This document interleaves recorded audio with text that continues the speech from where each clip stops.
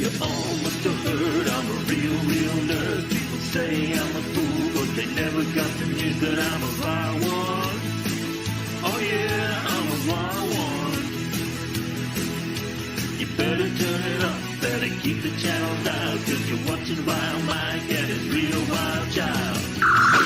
Oh yeah, I'm a vile one.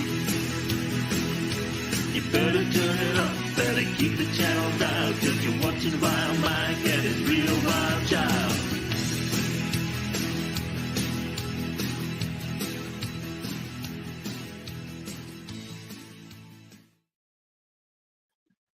Well, howdy folks, is VileMike here. I'm all alone because Elihu had to reboot his computer. He will be back. But let me go ahead and tell you the fun story from yesterday. So, I knew I had to work. And Jordan's in the comments. Kapla, good news. Our river went from Snoop Dogg high down to Cheech and Chong high. At least I didn't get William, I don't know who that is, high.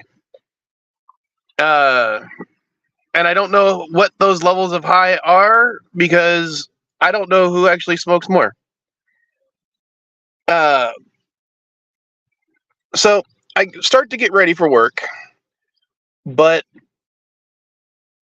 I'm like, okay, I'm really tired. I'm sore. I'm achy. I was assuming it was because of the resets, because I've been lifting a lot of heavy stuff. Willie Nelson, that's what he meant. And let's go ahead and bring him back. How you doing, man? I thought he meant Will.I.am. I thought he was going to say Willem Dafoe, so... Oh. Because Will.I.am gets high. I'm like, I thought he just meant that.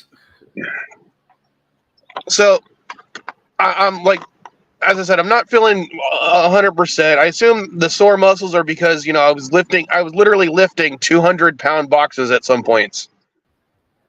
So, I assume, and I was lifting fixtures, so I thought that was why my muscles were sore. Why? Because that was part of my job. Why? As in, why did I think it was because of the job, or what's the why? Oh. Are you still on a delay? Well, you know, when you don't work out or use those muscles for a while and you use them, you hurt. I think you're still on a delay. When you don't use your muscles for a while and use them again, you will experience pain. Yeah. I don't know why, but that's what I assumed.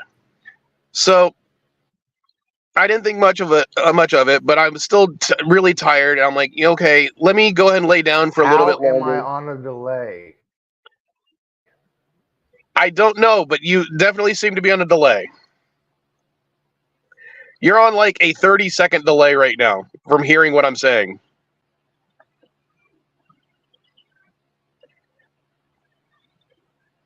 All right, so I'm still going to finish my story. And hello, not Ryan Johnson.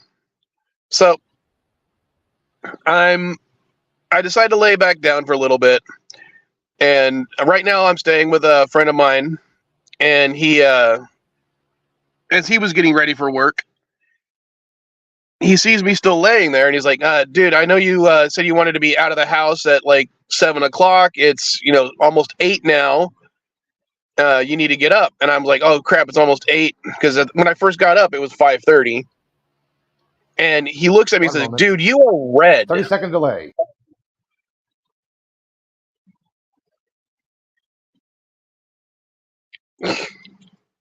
I'm still just going to finish the story. And he goes, dude, you are red. And I'm like, what do you mean? He's like, dude, you are red. Like, you are sunburned. You need to get up. And I'm like, oh crap, it's almost 8. Because when I first got up, it was 5:30. And he looks at me. Now I'm hearing myself, so I'm going to mute him. All right. And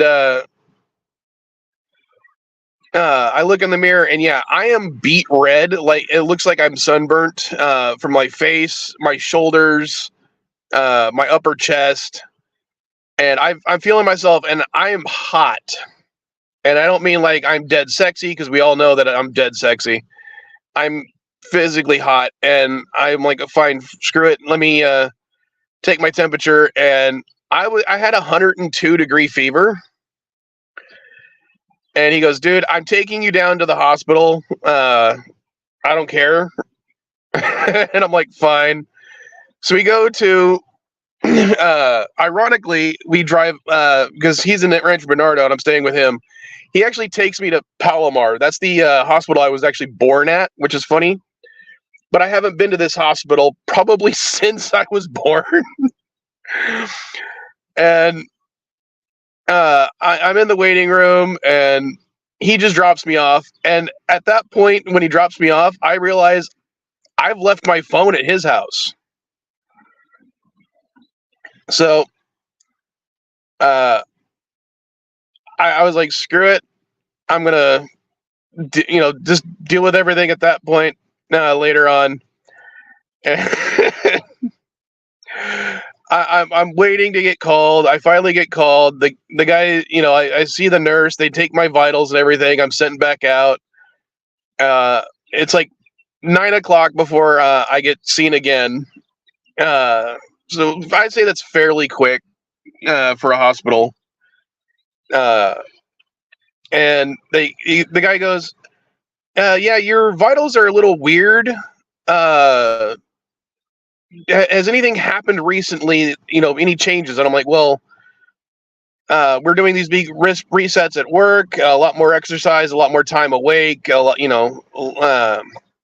he's like, yeah, but did anything happen? I'm like, well, my daughter was sick. We don't know if it was with COVID or not, possibly just the flu. And he goes, well, you don't seem to have the flu, but from what I can tell, it's some sort of bacterial infection. But I don't know what kind of bacteria it is. Do you know what could be the cause? And I'm like, well, the only thing I could think of is I had a cyst rupture. And he goes, oh, okay. Where's the cyst? And I said, on my inner thigh. And he goes, oh, okay, yeah, that makes more sense, because apparently that's one of those areas. Let's see if NB has any issues. NB, do you have any issues with delay? No, I'm not feeling any delay. I'm hearing you 5x5. Okay, so it is just Elihu. Okay. All right, but before I get into talking with you, I'm gonna finish my story. Mm-hmm.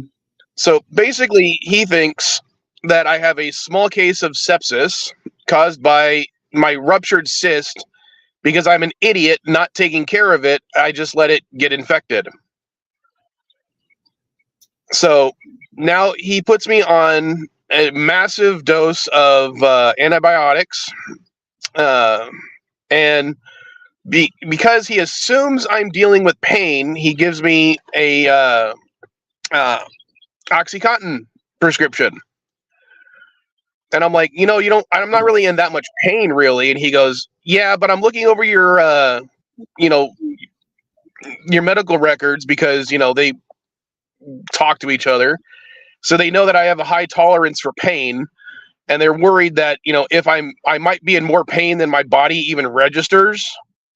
So they want to give me the prescription anyway. Can I give you something little less? A little less strong? They're worried that it wouldn't be enough for someone like me. Oh, man. Both because of my tolerancy and because I am overweight. So now I am on. Right now, I feel like I'm almost 100%. The soreness has gone away. I no longer have a fever, but I'm pretty sure that's the combination of being on OxyContin and amoxicillin right now. Yeah, I would say so. So that was my yesterday. Now, the fun part is, after I talk to the doctor and he gives me the prescriptions, and fortunately, I guess because it's an opioid, my insurance is going to cover the painkiller, and because it's sepsis is life-threatening, they're actually covering the antibiotic this time. So the fun part was trying to get home without a cell phone. Oh boy. So I'm like, to be honest, how many people memorize phone numbers nowadays? I got about 3. Yeah, I have about 3 as well. My And wife, fortunately, one of them is. Sorry, say that again. I said, yeah, I mean, mine, my wife's. Hell, I don't even know my kids' numbers. Yeah, I don't know my kids' numbers, and they change their numbers so often that it's not even worth trying to remember. And they usually don't call you that way anyway. They FaceTime you. Yeah. So they do have a payphone. Well, I say it's a payphone. It's actually free in the lobby of the hospital. So I call my stepmom because she's one of the only people I know of that lives, 1, in Escondido, and 2, I have the phone number memorized for. And of course, she doesn't answer. And I'm like, who else can I frickin' call? And no one is coming to mind. I do have my wallet, but it's not like I can call an Uber from a payphone. There's no computer for me to do anything with. And I'm basically at this point high as a kite. As far as I could tell. I mean, because I haven't been on painkillers that strong in like 5-10 years. How's my sound now? So you sound fine. How's the delay? I don't hear a delay. I had to change my headphones. I'm like, what the fuck is going on with these things? It just slowed down my computer. Yeah, you know delay now. You're answering right away. Okay, good. Hi, Bob. Hi, Bob. I just can't barely hear NB. That's all. That's the problem. I got some shitty headphones on. So I finally, I was like, screw it. I'm just going to take the bus down. And for those that don't know, I had to take the bus back when I lost one of my cars because I had no car for a while. But I also have a fear of buses. But I'm able to get over that fear if I need to get where I need to go. If you ever fear buses, watch Shang-Chi, the muni bus scene fight. You'll get over your fear of buses real fast. Allow you. I can watch movies just fine. It's being on one that I don't like. I know. And when I'm on one, I have to distract myself for the most part. You know, I got to talk to somebody. I got to be on my phone. I got to read a book. As of right now, I have no phone. I have no book. And I've just taken, like 250 milligrams of Oxycontin. Remind me never to be on that trolley to San Ysidro with you. Trolleys are fine. It's buses that I can't handle. Same thing, man. Trolley, bus, same thing. So I take the bus, and I am apparently talking to everybody, and I've been told to shut up 4 times by the time we get onto the 15, or we get the switch buses to the 15. And I'm slowly realizing I need to shut up. So that's where the name Caddy Chatty comes from. Well, I okay. When I'm drunk or I'm high, I tend to get emotional. I don't tend to get anything else, which is funny to me. So yeah, I'm getting where I need to go at least, because I got nothing to look at but the little schedule, and it's at the time of the day where not a lot of people are riding the buses because it's the middle of the day. Yeah. And the driver has already told me to stop talking to him twice, and this is the second bus. Because even though I'm only going like 10 miles on the bus, I had to switch buses twice. So on the second bus driver is telling me to stop talking to him. He needs to concentrate on what he's doing. So when I get to the third one, I just decide not to talk to him. And I finally, basically it takes me another hour and a half just to go to 10 miles, but I'm finally, within walking distance to the house. And I start walking. I get home. I was like, screw it. I went ahead and I showered. I got dressed. I got in the van to start working. I checked my phone. I see that, my boss is asking me, if I'm going to start work today. I sent her a message saying, hey, I know it's almost 2, but I'm going to finally start work. Turns out I'm sick. I'm going to go to work right now. I get in my van. Again, I'm still a little high. And I proceed to fall asleep until 8 o'clock in the front seat of my van. That was your problem. You were a little high. So I ended up not finishing about 8 hours of my work this week because I was sick. No, now, the Jordan, best part, dude, that's chocolate theft, man. Kids need to be grounded and punished. The funniest part about this, which I get to tell you guys, is when I told him about the cyst, the doctors, because I wanted to make sure you guys knew that I made it home safe beforehand and how. Now, the cyst, as I said, was on my inner thigh. It was a very large cyst. By large, I mean about the size of a chicken egg. Okay? Yeah. Well, because he was worried about it becoming septic, and he thinks that's what the infection was coming from, he had to finish lancing it and draining it. And because he's, kind of a GP, he, would normally call someone, like a specialist for that kind of stuff. But, there's only so many people on duty right at that moment, and he wanted me out as soon as possible. So he said, screw it, I'm going to do it myself.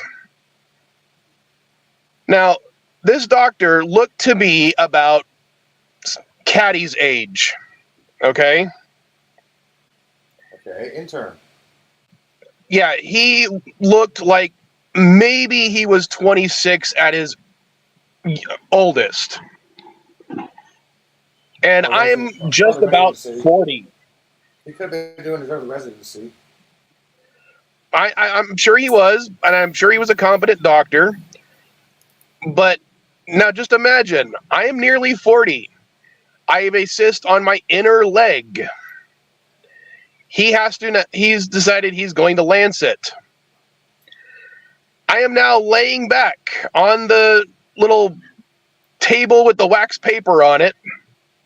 Legs spread like a porn star. So this guy can put a little kidney bean thing underneath my crotch and stab me with a scalpel multiple times, which he's amazed I don't flinch by. He hasn't even given me any painkillers at this point. But he goes, do you feel this? And I'm like, yeah, I feel it, but just go ahead and stick it in. Which I probably shouldn't have been saying like that, knowing my leg was spread like that. Yeah. Yeah, phrasing. I was like, don't worry, just stick it in. And he sticks it in, and it starts oozing more than I thought was. Because when it originally popped, I squeezed a shit ton out. I thought I got most of it out. So basically, you were a spread eagle, you're lying naked on your back, legs wide open, you told him to stick it in, and stuff started spewing out. Gotcha! Yep. Hola, Mrs. Cardenas. You're hearing his little yes, sexual tales at the doctor's office. Mrs. Vile, here's the kicker. Mrs. Vile has not yet heard this story because, as I said, I forgot my phone, and then I fell asleep for 8 hours. I was going to try to tell her this morning before the stream, but she didn't answer. Mrs. Vile, make sure you do not have anything to eat when you hear this story.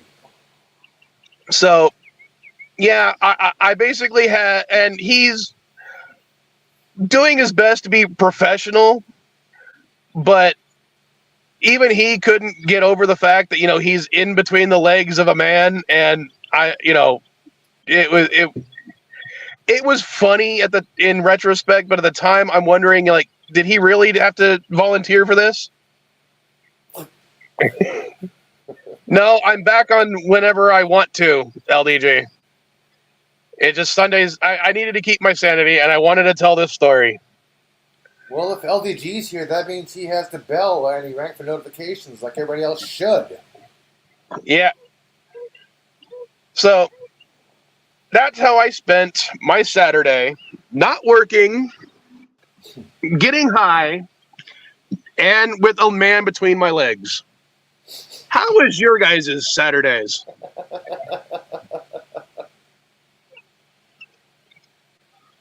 I found a quarter worth $30. Oh, that's nice. Yeah. I haven't turned it in yet because no coin dealers are open right now today. Well, how do you know it's worth $30 then? I looked online. Okay, that doesn't actually tell you anything. Several different websites says the actual price, the average price for this next six quarter is $30. Yeah, I'm always hesitant about that kind of stuff. I mean, the only ones I know that are genuinely worth money, like I found a silver 50-cent piece. So I know that's worth money because it's silver. One time I sold a 1913 penny for like $50. Oh, Well, I'm sorry yours wasn't as exciting, Suzanne. my night sucked. Well, then I was started out good. I was watching Last Starfighter with Ambassador. Alex Keegan. One it's all-time classic movie. Yeah. All-time classic movie. And I go lay down I was laying down, and all of a sudden I got this bad headache, and then man, next thing I know, I'm tossing, and then fuck, man, I did not know men got hot flashes, but apparently we can, because I experience those sometimes, and I mean, it sucks. You're sitting there laying under a nice comforter, you're all nice and snuggly, and then all of a sudden you start sweating, and it's like, okay, I got to take this off, I got to put this blanket on, I got to put this on, and then it's like, and the worst part is because when you sweat like, when you're sweating like that and, you have that at night, what happens if you have to get up? You are freezing your ass off. Mm-hmm. And you cannot, and also, you cannot be wearing, like your sweatpants or anything like that, because, you wake up in that, you're going to be soaked all through it. Don't know what that's like. I've never had hot flashes. Sorry. Nah, it's just they don't happen around. Worst part is, man, is my freaking stomach, man. I mean, it's freaking ridiculous the way my mornings go these days. I mean, it's hard to get out of the house someday. I mean, like, I'll get some points where things will go good, and then out of the freaking blue, things just dry. It's like biggest problem is trying to eat anything in the morning. The medications I'm on just fuck my appetite up so bad. So I mean, literally, I literally am nursing an Ensure in the morning, and then eating half a banana is usually part of my lunch. Dude, if you're having a hard time with appetite, do what cancer patients do. Smoke marijuana. That increases your appetite, because when you're going through chemo, you lose your appetite. That's why they smoke marijuana. It increases your appetite. It'll help you eat, dude. No, it's not that I haven't wanted to go. It's just a simple fact. I haven't been able to feel like I can handle the 2.5-hour round trip drive, even if my wife goes with me. Because I have to do it on a day when I am absolutely certain that my stomach's not going to be bothering me, and I'm not going to have these appetite problems. Because, dude, I live out in the sticks. If I have a problem, there ain't no bathroom. Yeah, there is. It's called a tree. Well, actually, this would be the fields. Oh, well, okay. But yeah, something like that. Fertilizer. Make your own fertilizer. Yeah, there you go. Making compost. Well, because they're talking about it in the comments, now I want to try some of Suzanne's banana bread. Because she's saying she sent some I off love to it. someone else. And Jordan says he wants some. I got a question, Suzanne. Do you put walnuts in your banana bread or not? You got to use what you got to use. I prefer walnut bread without banana bread without walnuts. To the UK and Jersey. So Jersey as UK Jersey or Jersey as in US Jersey? Yeah, because don't they have a Jersey? Yeah, they got the original. We got the new one. Yeah, they also have original Hampshire. But where is Old Zealand? You mean where is Zealand? You know, that's a good question. Where is Zealand? Where is Old Zealand? You're asking the wrong person, man. That's outside my geographical scope. That was a stupid question. US Jersey. That's a stupid question. There's a New Hampshire, there's a New Jersey, but there's also a New Zealand. But where's Old Zealand? So what she's saying, one without nuts, one with nuts, and one with chocolate chips, and that is a very good answer. Chocolate. Chocolate is always the correct answer. I've never had banana bread with chocolate chips. I've had the other two. Chocolate is always the But correct actually, I found out something not too long ago. I had chocolate probably for the first time in maybe 5-6 years. You've been Not a good idea. Did you have That did Hershey's? not- Because that's not chocolates. I will neither confirm nor deny that. Hershey's is not chocolate. It's chocolate flavored I am sugar. taking the Fifth Amendment. I am taking the Fifth Amendment here. Old Zealand is in Holland. Oh, interesting. Oh, thank you, Jordan. Didn't know that. And the thing is, I don't even know if that's true or not, but I'm going to believe it just because I don't care. I don't care to look it up. I'm just going to take his word because I'm not looking it up. I look up enough shit. Man. The political amount of shit I look up is insane. Oh, yeah. Thursday, by the way, I went in to watch a debate and I saw a train wreck. I was too tired to watch it. Oh, I couldn't miss it. I was actually up till 3 a.m. watching a lot of the after report stuff because I'm like, oh, I got to see this. I want to kind of put this in perspective of what I mean by train wreck. I remember when Tyson got his first fight back, and it was up against I don't know, some guy. I think it was Holyfield.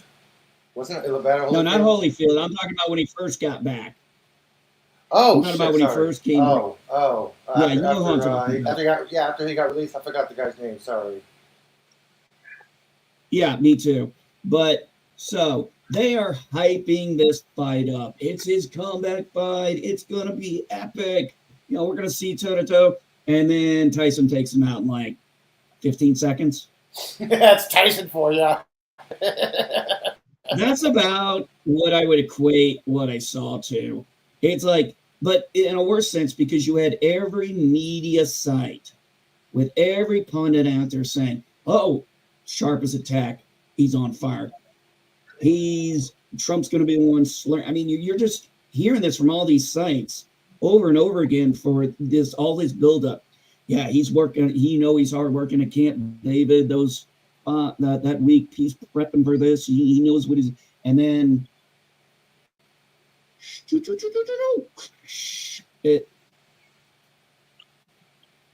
listen, I'm not even getting into the political aspect. I'm sorry. And you know what I? The clips I saw. Do you know what I? Sorry. Hold on. Alayu, hold on. from the clips I saw, it was like watching two people arguing who are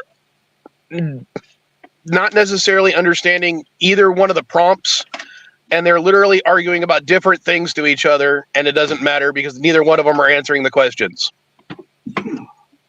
NB, what I noticed after the debate was a lot of news people and news anchors and everyone who's making their own personal commentaries and making fun of an 81-year-old man who's had a speech impediment his whole entire life, who's a bad debate, and rock on somebody who was actually verified to lie over 30 times.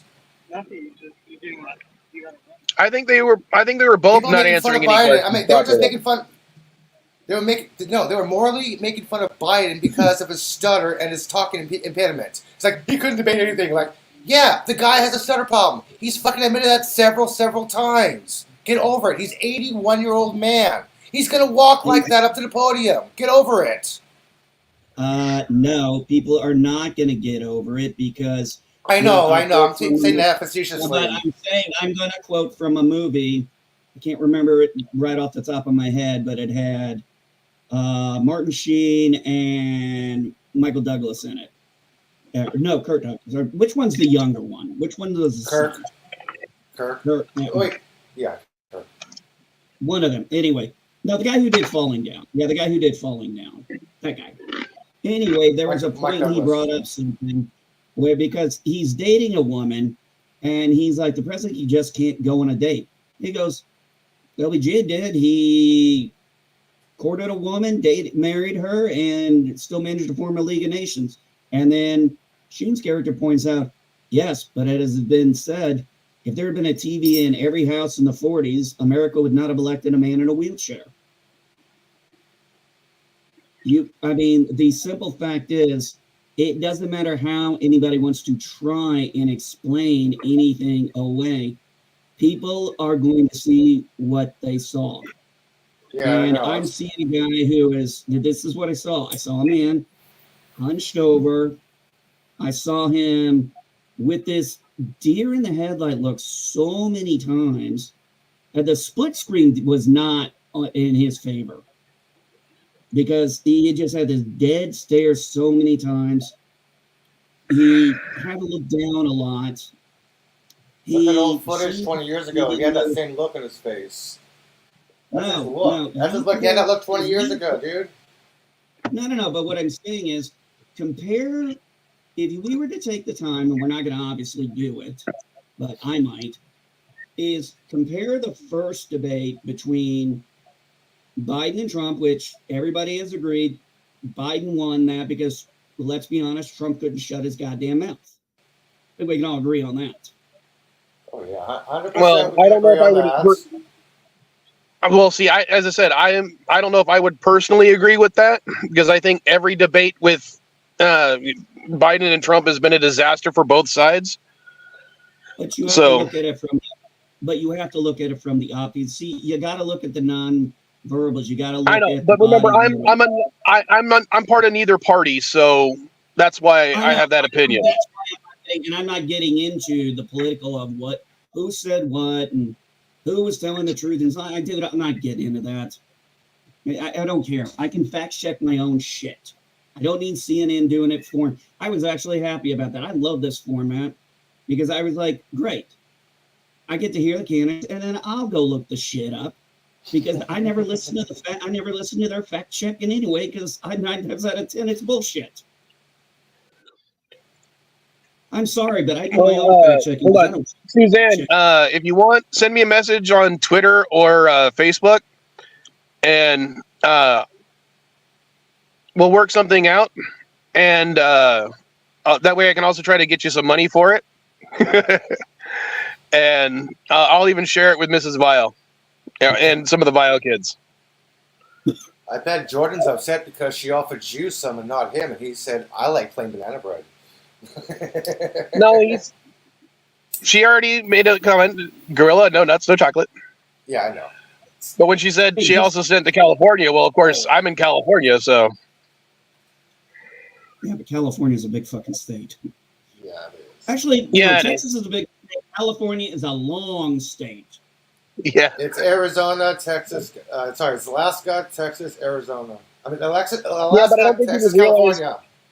I don't think people realize how wide California actually is. They just think of it as that, that eye-shaped state for the most part.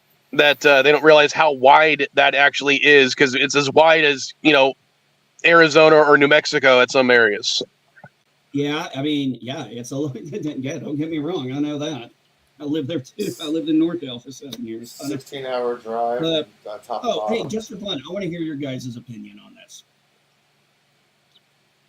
If you were to pick, and I want an honest answer, not a joking one. If you were to pick Trump's running mate, who would you pick? Someone who would legitimately be a good pick. Who do you think would be a good pick? I've had one name at the forefront of my mind for quite a while. Well, now. with his, are you talking about someone that would match Trump, as in able to? No, you don't ever want. No, you do not want the vice president to be the exact same as the president. You need balance. So that's why Mike Pence wasn't a good fit. He wasn't a good balance. I was going to say, Pence was as far away from Trump as you could get. So. Nobody wants Pence because they wanted to hang him. That's why he's picking somebody else. Well, I'm going to be honest with you. As much as I like Pence as governor, and there are a lot of things that piss me off about the Indiana Republican government. You know what it is. It's because we're the only state. It's fucking hilarious. I saw a meme the other day. Indianans going to Illinois to buy weed. Illinoisans coming to Indiana to buy fireworks. Yeah. Yeah, and it's fucking true. It's fucking Mike Pence. Here's the problem. Here's one of the biggest problems with the Mike Pence. I am all for somebody having their spiritual faith. I have no problem with that being something that guides you. It should be. But when you are the vice president and you're working for the Republic of the United States, there are some things you are going to have to check. It's like, no, you may not like this, but this is the policy that is needed. Or, no, I know you want this, but it's too extreme. It will never pass, and we're just going to look stupid. Or how about your religion prohibits you from doing something, not me? Case in point, stop controlling my personal life. Hey, also, basically, case in point, anything Lindsey Graham brings up, I'm like, just say no. Anything Mike Johnson brings up, I say no. But yeah, so there are quite a few. I mean, trust me, it's like you guys know. There are plenty of Republicans I would love to see out. Oh, by the way, I got a numbers update for you. 80 of our senators, 80 of our senators right now are between the age of 54 and 90. Okay. Now, here's what I would do. Hold on, NB. I'm going to answer your question in all honesty. Trump is a piss poor Christian. Everyone will agree with that. Anyone who knows what his actual, ability to understand Christianity is versus what he tries to pretend to be. He needs someone who actually is Christian because he wants to continue courting that section of the populace, correct? I would say to a point, but I don't think you need someone. I would say to a point, but I don't think you need someone as deep as like a Mike Pence. I think you need to find someone a little. Correct. Okay. Donald Trump acts like Joel Osteen. Hold on. He just sprouts all bullshit. Elihu, this is right now. This is my thing. All right. So we also know that Trump is, and I again, NB, I apologize for putting it this way. Trump is basically a racist. He inadvertently or on purpose, basically voices the rhetoric that attaches itself to the white supremacist groups. He uses the same language, type of language as Hitler himself. So he needs to show to people who are not like that he's not as racist as he appears to be. Well, So we could argue, we could have a good debate about that, but that would take too long another time. But yeah, honestly, do you have somebody in mind? I mean, there's a reason why like the Crusader has printed articles praising Trump. I don't know the Crusader. It's the official publication of the KKK. Okay, so it's run by Democrats. No. Okay, we're not going into there. Let's not go there. I really wanted to just ask an honest question here, but Now, but do you have somebody in particular that you would think would be a good compliment? for Trump as of right now, because I also can't stand the guy because he's also a bit of a conspiracy theorist, Ben Carson. Not a bad choice. He's smart. He's intelligent. He's exception. He's got a legacy of God knows how many brain surgeries he did. He was what was his secretary? Now, don't get me wrong. I think Ben Carson is not a good human being either, based on some of the things he said in his book. But that's just my personal opinion. I think that choosing Ben Carson would improve Trump's image to the people he's trying to court the most. Okay, sounds good. What about you? What about you, Eliam? Oh, can you hold that thought? I gotta grab a beer. Me hold a thought? What the fuck is wrong with you? Can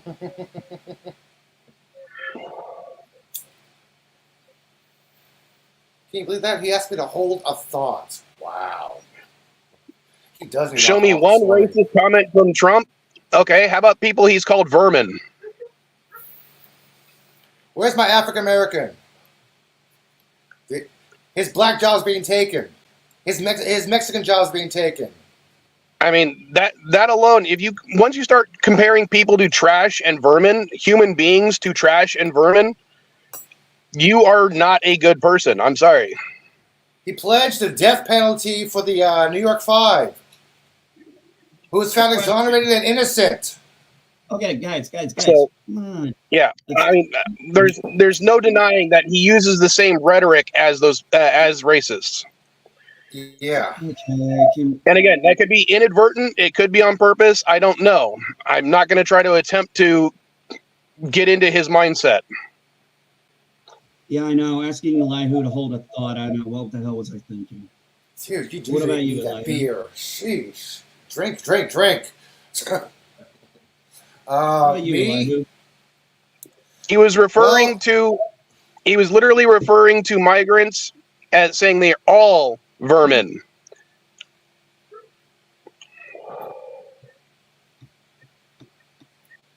Oh, me. If television was not in play and public knowledge, And I don't want to go too much. I don't want to go too much into it anyway. Yeah, I don't want to go too much into it anyway. Yeah, So I would have. This is just a hypothetical question. Yeah, instead Especially of Greg because Abbott's, I'm on my phone and I'm on my phone and I can't actually back up anything that I'm saying. No, dude, we can have plenty of time to talk about that. Oh. Time. I'm not getting into this. I'm not talking about. Yeah. I'm not talking about the border. I'm not getting into the border right now. That's a whole other topic. Yeah, and Yeah, I would hold on. Low spec, go into looking what they want to do with the green cards. So this is why it is hard to have a conversation anymore, because of people don't want to stay on the topic part. That's the thing I always try to do with that. But yeah, I mean, we're getting into all kinds of different topics. I mean, the border. It's like, okay, God, I am not getting into the border right now. But Eli, who would you like? well, since Greg Abbott is out, shit. Unfortunately, I have to say Ronnie DeSantis, because he does not agree with Trump sometimes, but he does, and some of his policies are a little aligned and a little off-centered, but they kind of go with what the right says and conjectures with. So I'm gonna have to guess Ronnie DeSantis. See, my thing about DeSantis is the same thing about when they talk about Gavin Newsom.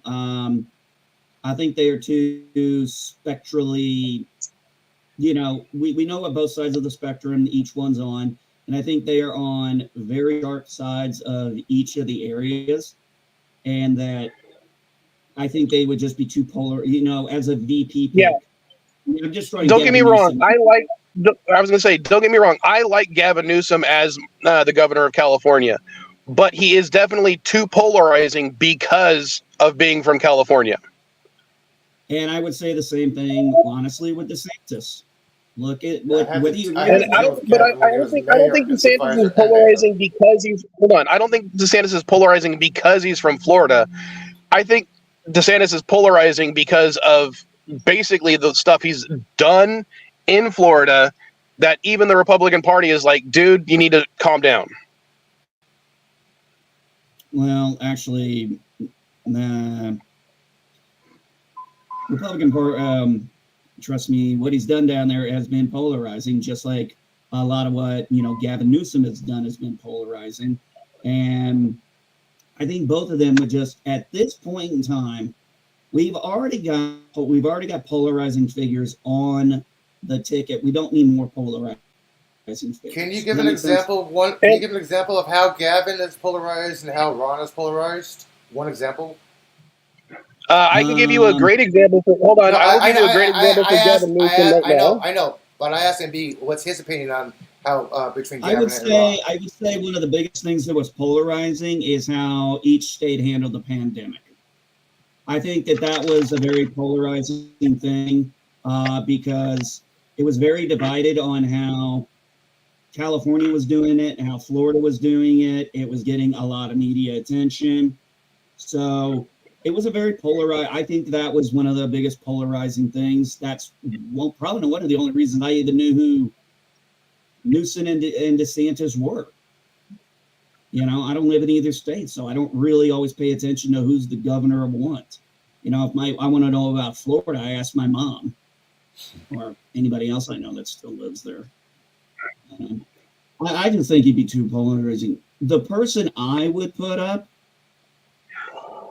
Tulsi Gabbard. I could see that. She's now. I want to respond to this comment real quick. Low Spec, do you have TikTok at all? Because when it comes to the gas issues, there's a guy I follow who's also he's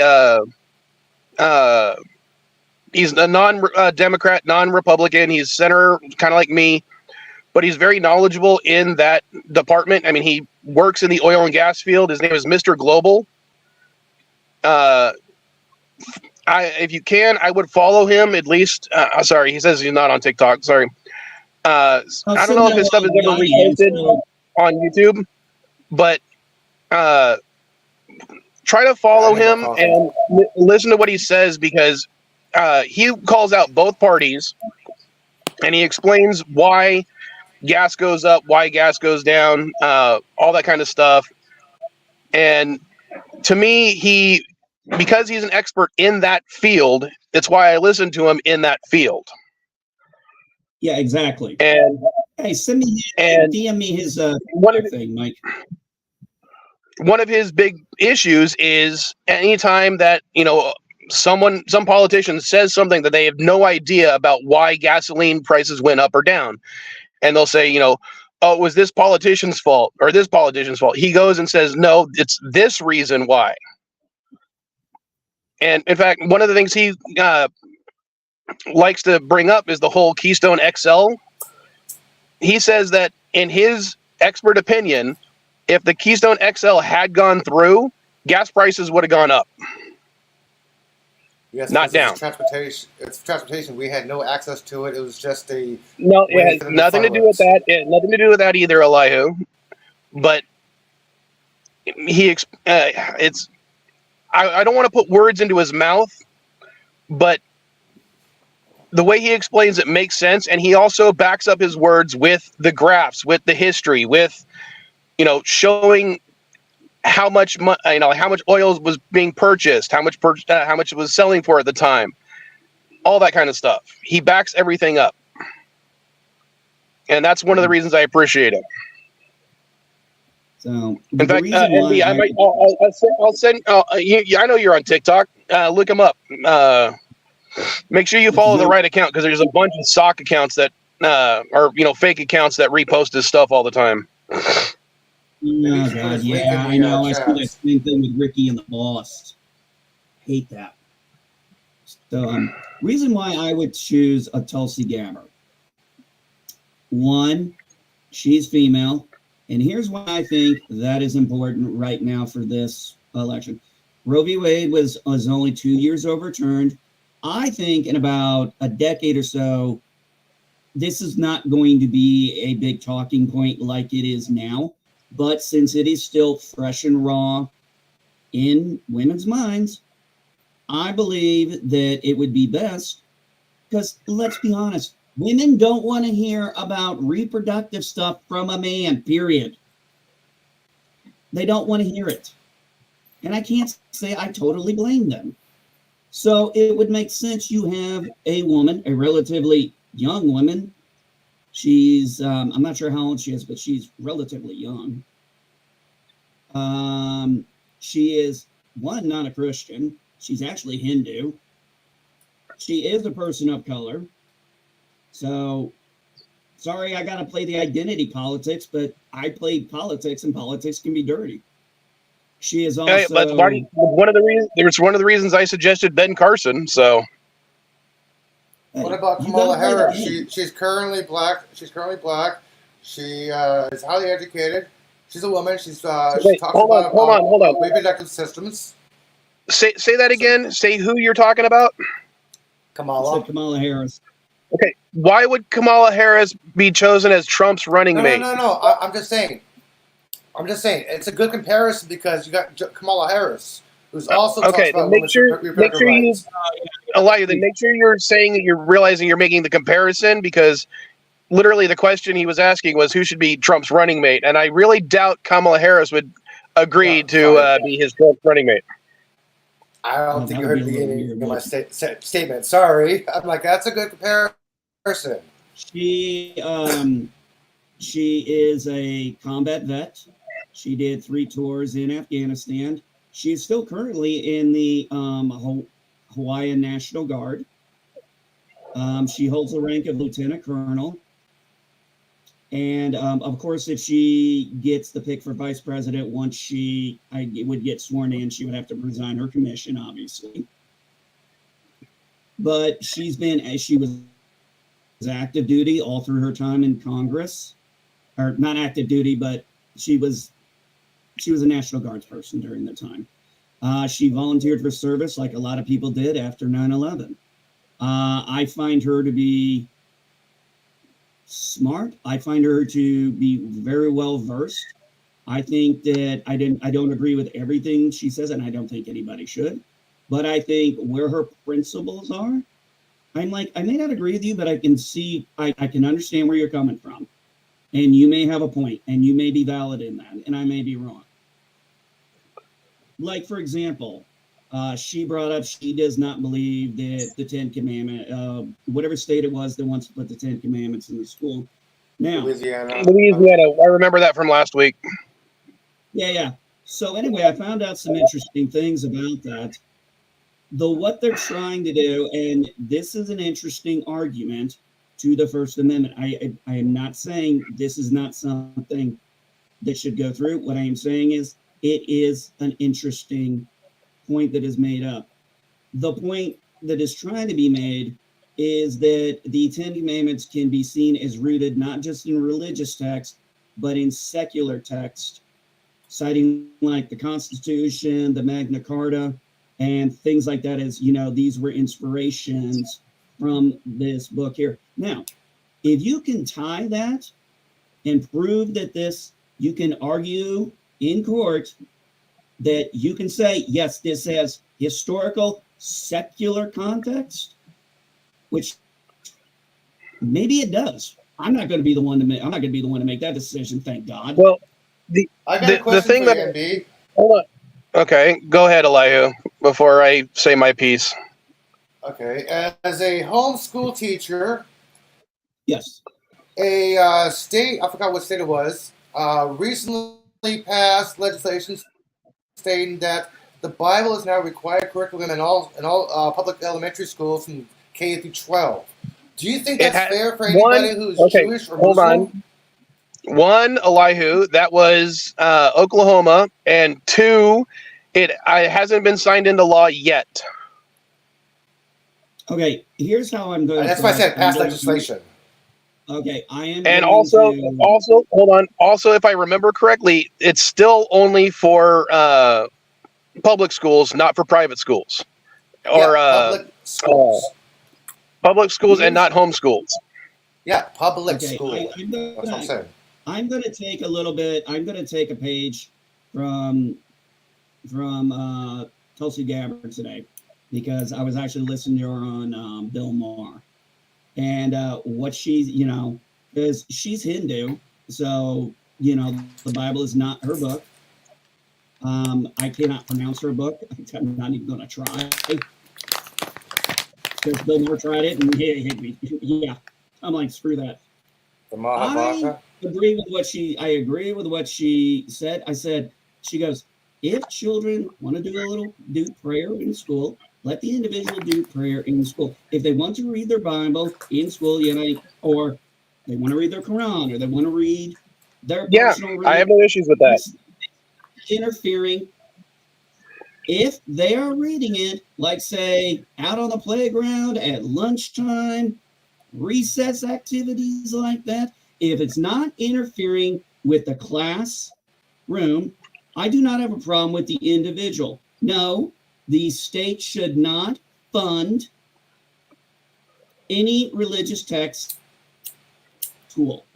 If somebody wants to bring a personal one, I do not think that should be wrong on any religion. Does anybody see a problem with that?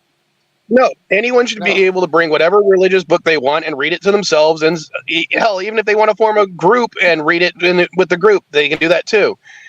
The issue we have is when the school itself is promoting one or another.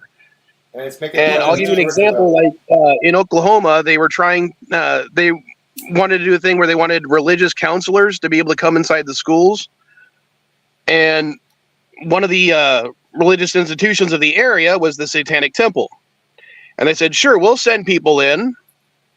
And the governor of Oklahoma did his damnedest to prevent them from doing so because he figured that particular religion is bad and didn't want the students to be, infected, going with the title of the stream, with satanic principles. Well, that's why, I said it the way I said. Look, if that's your religion, that's your religion. Okay. Now, obviously, if you're bringing some kind of text in that has pornographic stuff in it, yeah, I mean, we can't have that in. That's wrong. Yeah, I don't care. But well, yeah, look, even if we go by that, hold on, even if we go by the amount of pornography found in the Bible, it's so small you could argue it's 99% fine, 1% not. Let's not, I would never advocate for banning the Bible based on pornography reasons. Where'd you go, Mike? You're roboting, buddy. You're chewing. Oh, sorry. I put a chip in. I'm eating smoked Gouda flavored kettle chips. They are freaking delicious. I see absolutely nothing wrong with if, say, you want to have an after school program and have a Bible study there. You can have another classroom where they have a Quran study. You can have another classroom where they have a Hindu study. My personal belief on flags in schools, I am very simple. It should be the American flag and the state flag. Those are the only flags that need to really be flying in the damn school. Unless you got one of those major, unless, like maybe if you want to promote your sports team or something. But I really think those should be the only two flags, because everybody else says, well, we need to include everyone. I'm like, the American flag includes everybody, not just a select group of people, all Americans, even ones we don't like. And the state flag, obviously, because of the state, respecting the state you live in. Other than that, I think the rest of them just need to be. Oh, that. Well, no, see, I'm also including things like. Hold on. NB, what if, like, during, like, to promote certain ideals, a school decided, hey, this is, the X anniversary for Star Trek. So we're going to fly the Federation flag for a day. Now, they still fly it below the American flag, but they do it just as, to have fun with stuff. How would you feel about that? I would say that would go in it. I would say that right there, your example would have to be, I would say that if you want to put it outside, that's a case-by-case thing, but not inside. I would say. What do you mean by outside? Like a separate like flagpole. On the flagpole, right? Yeah. A separate flagpole. Yeah. One flagpole for the country and state, in the school, separate for the Star Trek. Like right next to it. No, I mean, like I said, that would be a case-by-case. Okay, that would be a case-by-case basis. Okay, because say this person wants to fly, they want to fly the Star Trek, they want to fly the Federation flag. Maybe one school decides they want to fly the Romulan flag or the Klingon flag. And then next thing you know, somebody in the South wanting to petition to put the Tennessee Rebel flag, the Rebel flag up. And you see, that's why it's got to be a case-by-case basis for something like that. Because you are going down, that's why I kind of like strict with just those two flags. That way we're not going down this slippery slope. Some things just need to be said, okay, we need to have a limit on something. This is what we're going to do, and I'm saying this for Don't Tread on Me, Pride flags, BLM flags, Second Amendment flags, NRA flags, all that shit. Those are organizations or ideologies. They do not represent America, and they do not represent the state as a whole. So I think you've got to be very careful when you do stuff like this, because like you said, we got the 10 Commandments thing coming up. We got that coming up, and then we got the Bible thing, and I'm kind of like, oh boy. The 10 Commandments. Since we're going back to the 10 Commandments, I wanted to bring up one of the issues that I had with it. Because there was a lady who was Christian who was concerned when they were proposing this, that the correct version of the 10 Commandments went up because she didn't want the quote-unquote godless Catholics or godless Jews version of the 10 Commandments to be put up. She wanted to make sure it was the evangelical 10 Commandments. Can we just have George Carlin's 10 Commandments posted? Hold on. Let me finish. I know I paused, but it was for dramatic effect. Now, the version of the 10 Commandments that has been put, that Louisiana has agreed to, is a very simplified version of the 10 Commandments that was based on the one provided in the slaves' Bible and given to black slaves prior to the Civil War. And that's the one they chose to base the 10 Commandments they want to put in school. They put in schools on. Well, that could be made into the argument, was that done out of religious or secular? Could that be tied into the secular aspect of it? That's what I'm saying. That's where the argument. Exactly. That's why I'm saying this would be an interesting. This is what I'm going to enjoy following, not the Bible one, because no, I think that's a dead issue. The Supreme Court would shoot that down. I know people keep thinking the Supreme Court won't do certain things, but if you actually follow the Supreme Court like it is, you'd be amazed. It surprises me what they actually more agree on. It's usually just the big controversial things everybody hears about once in a while. They bring up the big issues. No, I didn't. Sorry, it's not the most basic. As I said, they specifically chose certain simplified language, and the one they decided to go off of was the one. It's not a one for one. I'm not saying it's the same exact one that was found in the slave's Bible, but they wanted to oversimplify the language to try to basically neuter it as much as possible, to try to get as few people to complain about it as possible. So thou shalt have no graven images means no art class. Okay. Well, that's not the same thing, Elihu, and you know that. But yeah, I should not come with that neighbor's stuff. Well, no taking your neighbor's fork during playtime. And Susanna, if that is based on the Satanic Temple, it just uses that name because of the connotations attached to it. It's actually an atheist church. Pretty much. Yeah, the whole point they try to do is they try to use satanic imagery to basically get a reaction out of hardcore Christian believers. Yeah. They're still a atheist church, but it is a recognized religious institution. So I saw one other thing I wanted to bring about Tulsi Gabbard is she actually, because this got brought up, for reasons I can't figure out, the Democrats are re-proposing this idea of women being required for selective service. I mean, I'm like, are you really, in an election year, going to pull something like that up? I'm like, Israel has it. We're not Israel. Well, see, this is actually. I don't have a problem. Hold on, I don't have a problem with anyone being selected for selective service. I say, who cares? Yeah, if you're a man or woman, who cares? If you're an American citizen, I don't. Why? You're basically saying women are not. You're basically saying only men could be able to serve. Women in talks if you want to join, yeah, but no, we only want the men.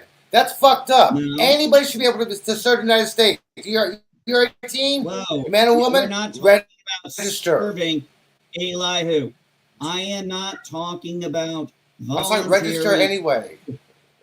Elihu, calm down for a sec. Let him finish his statement.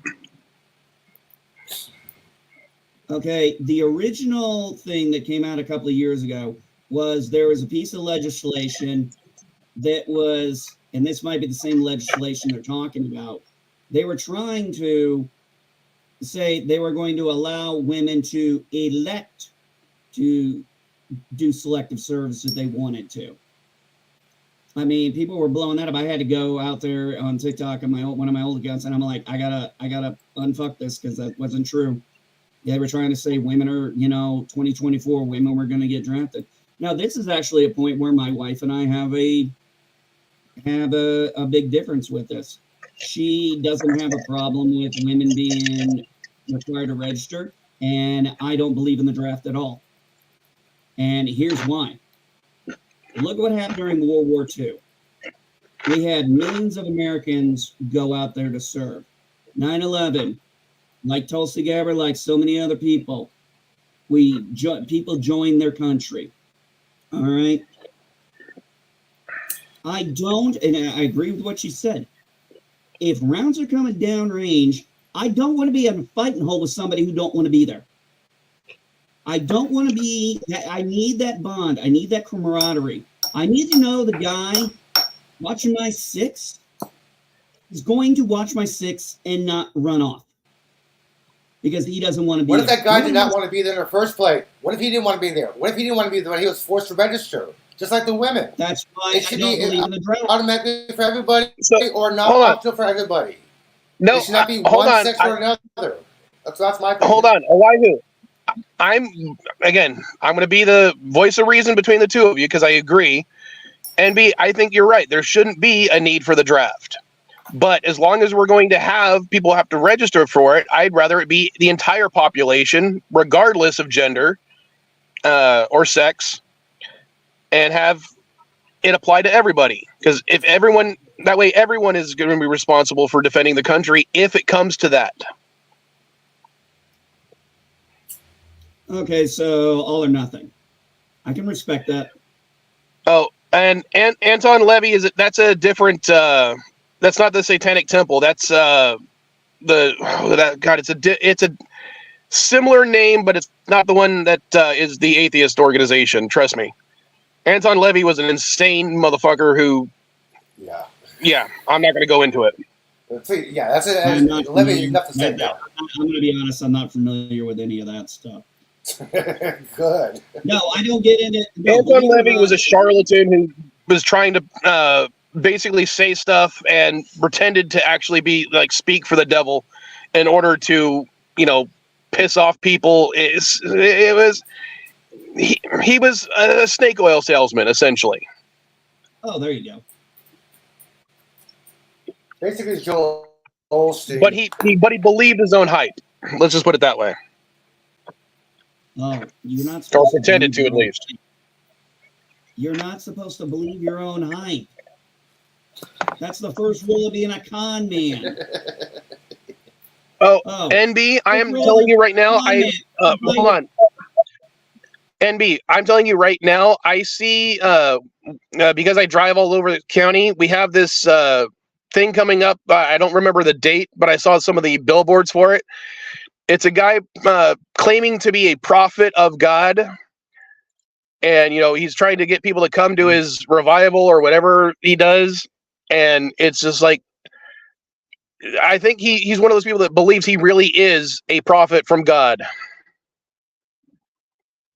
And no worries. We're going to, Yeah. Sometimes I'll respond to comments. Sometimes I won't. It just, I want to clarify certain things. If I misspoke or if I didn't explain well enough, I want to make sure that's clear. And hold on, I'll go back a little bit. Like Low Spec Linux was saying how important the golden rule is, and I completely disagree. I don't like the golden rule because I think it shouldn't be treat others how you wish to be treated. I think you should treat others how they wish to be treated. I'm going to treat you the way you treat me. You treat me like an ass, you treat me like shit, that's what you're going to get. I don't have time. What do I want? How do I want people to treat me? It's very simple. Be respectful or fuck off. It's really that simple. We're Gen X guy. We're Gen X and Zillennials. We ain't got time for bullshit. Well, that's what, but I also want to know if you say you want to be treated a certain way, but you don't act that way, then we're going to have issues. But as far as I'm concerned, right at the bat, if you say you wanted to be treated a certain way, I'll treat you that way. That's fine by me. As long as you continue to act that way. And I think that's one of the biggest flaws with the golden rule. Hey, my neighbor don't like me, I don't like him. So you know what we're doing? Leaving each other alone. And in a couple of weeks, I got a fence going up. I got a privacy fence going up. It's just that freaking simple. I don't have time to sit. Why do I need to get into a massive argument all the time? I don't need to mend fences with my neighbor. I don't need to know anything about him or them. I don't care. I also have to add, ND. I also have to add, our generation, any location is considered a Waffle House. Yep. Piss me off, and you'll find out. And Suzanne, I'm assuming you're still referring to Anton Levy, and I completely agree. And that's why I kind of hate the fact that people compare his original church to the Satanic Temple, because the Satanic Temple does a lot of good in this country.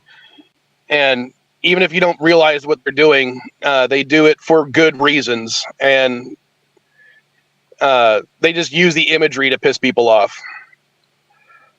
So I had a guy I worked with, and he was a contractor, and we talking about what books we're reading, and he was reading Mein Kampf, and I was like, oh yeah, I haven't read that one. I haven't read that one in a long time.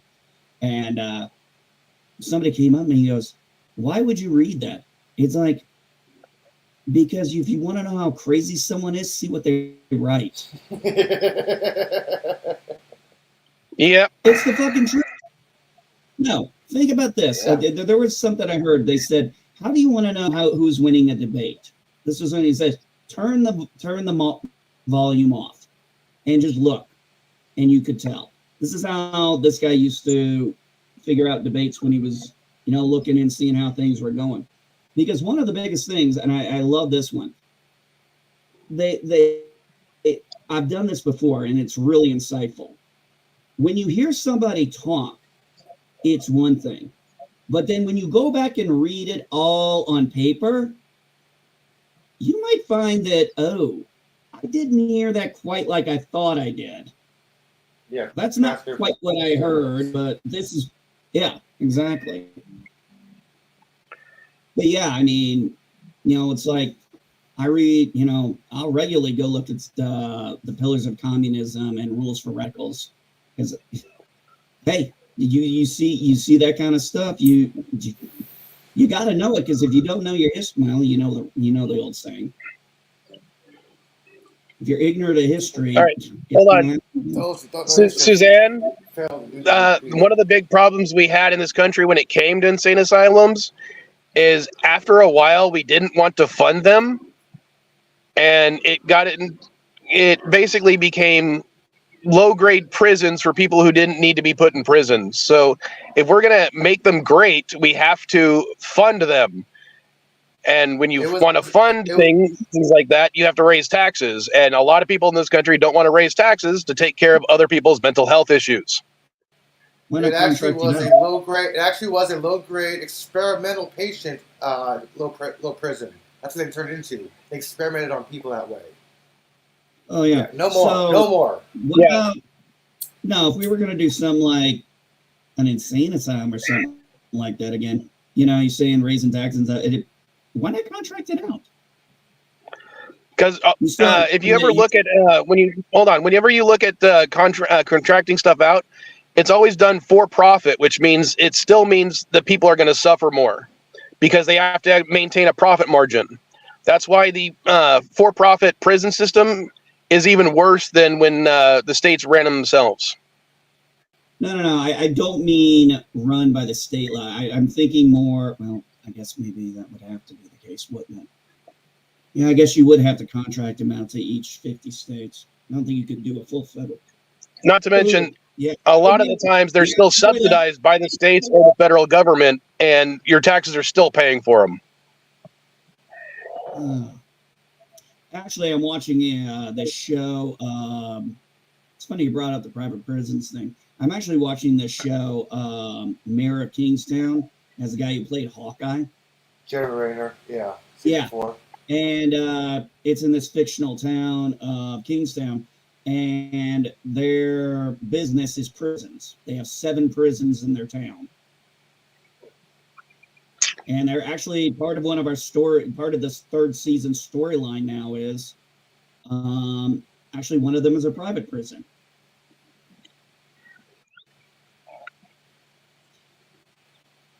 So, very interesting show. So you got Jeremy Renner, who is, he's called the mayor, even though he's not the mayor. He is the guy who can get things done. Literally his best friend is the closest thing he is to a best friend is the guy who sells cocaine and runs the crypt. I shit you not.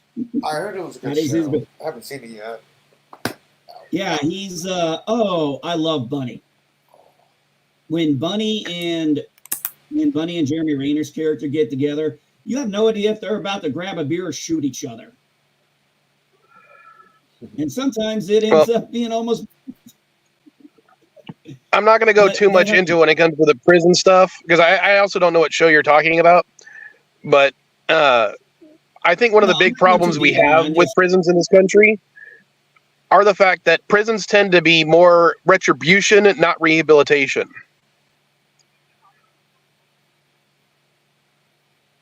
I'm going to be honest. I cannot speak to the federal or state prison system that well, and nor am I going to try. This is an area outside my scope. But at least I am respectful enough to say, hey, when something is outside my scope, I'm not going to bullshit it. Well, the only experiences I have are basically having to deal with my brother, who's been in and out of prison since he was became an adult, and now he's in his late 30s. And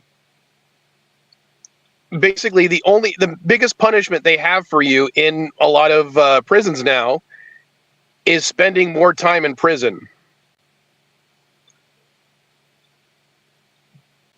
I mean, if you want to think about it, like I said, that's a research area I never really got into. But yeah, in this show, you basically have Mike, who's the mayor, and basically his job is to keep the peace, because you got the Crips, you got the, what are they?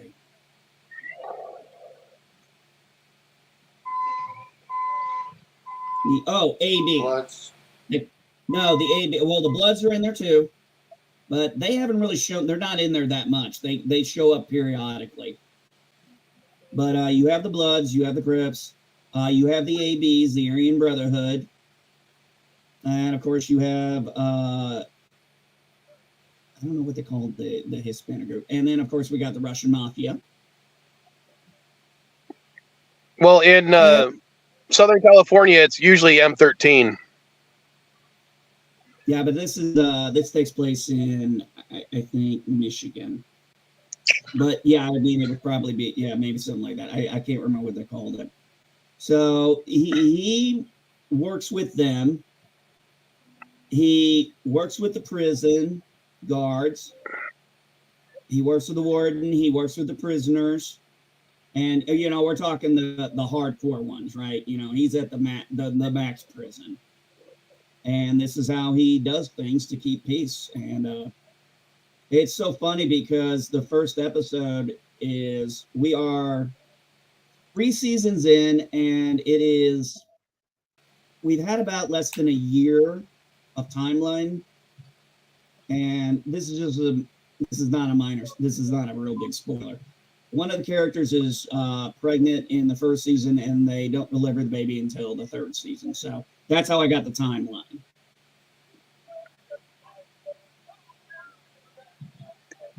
Because usually women find out they're pregnant, about 6 to 8 weeks in? Is that normally the time frame? I think that's what my wife said.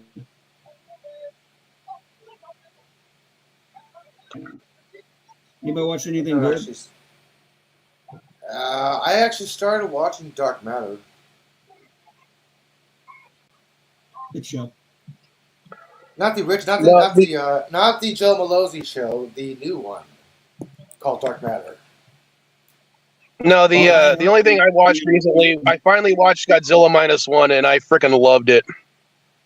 I don't think that it's possible not to love that movie. I don't think it's possible. I don't care. I don't care the subtitles. I love that movie. 11 minutes in. What the fuck did that monster come from? Hey, I want to know how that movie did not get Best Foreign Academy Award winner. They got visual effects. No, I don't know.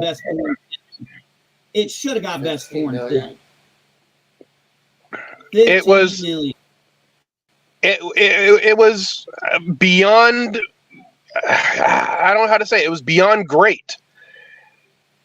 I mean, well, now that you've seen it, and I don't think people realize that the United States is technically the bad guys in that story, because they're the reason Godzilla gets created the way he is. But they don't villainize the United States. In fact, they're kind of like, okay, well, the U.S. is allowing us to recommission some of our destroyers, which, of course, they wouldn't have done in the real world. We didn't. So, yeah, it's kind of amazing that, they didn't villainize us as much as they could have, because, the reason, his home is destroyed to begin with is because of U.S. fire bombings. But what they villainize is their own government. Yeah. The whole thing is how shitty the Japanese government was and how the civilians needed to step up. Yeah, and I love the way, as somebody, I love the way they handled his PTSD. I mean, that actor was just amazing going through those moments like that. I'm like, I'm buying it. I'm buying everything. I was getting teary-eyed because I'm like, yeah.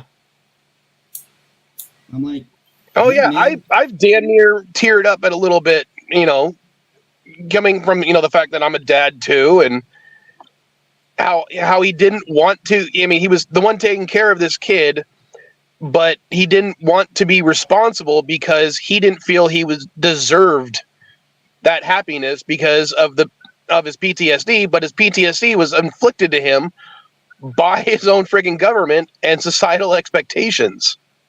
I still think Even she to the stole point that where baby. I don't think she did. I think she was telling the truth. I think she was 100% telling the truth.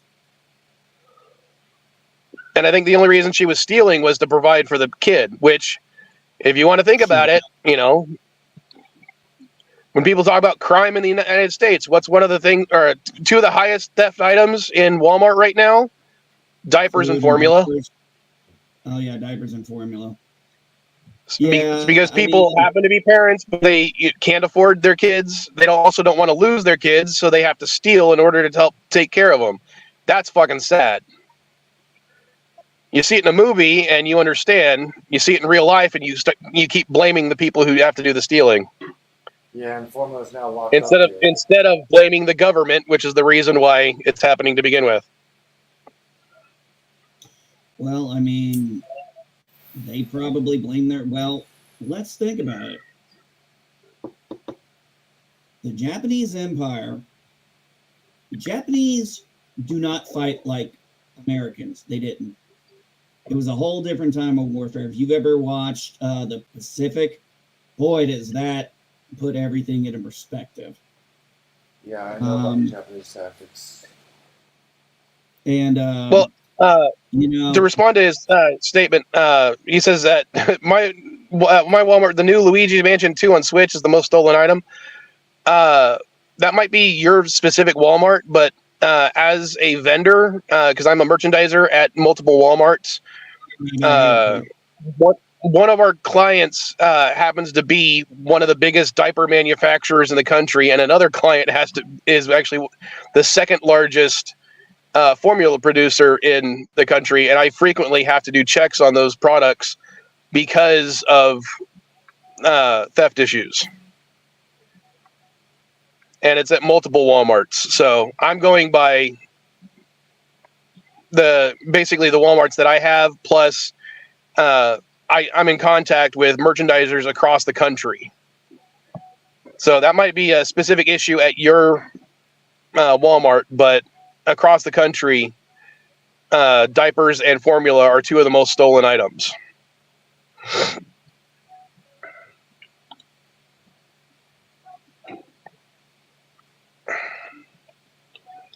Oh yeah, the fact that they're stealing. I mean, I want to frickin' Switch myself, and I feel bad that every time I'm about to buy a Switch for myself, I'm like, I really can't justify buying it right now. I'm gonna have to hold off because I know if I buy it, I have to buy a certain game because I want to play Breath of the Wild. I know it's the older of the two Zelda games, but it's like there's a bunch of the games I want to buy just because I want to play them on the Switch, and it's like, I can't justify it right now. So the fact that they're stealing it is kind of funny. Dude, I have to get a new PS4 controller because mine won't charge anymore. I can't play anything on my game. I just got a new controller for my computer. I finally bought one. So let's see where I'm at on Steam. This down. Well, I'm almost 6. Well, I need to get a new mic for the laptop so I can start trying to make videos again. I need to get a new phone because even though I just bought a new phone, And this is what kills me, okay?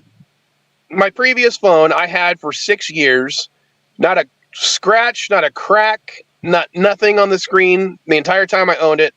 2 months after buying this one, I drop it and I shatter the screen.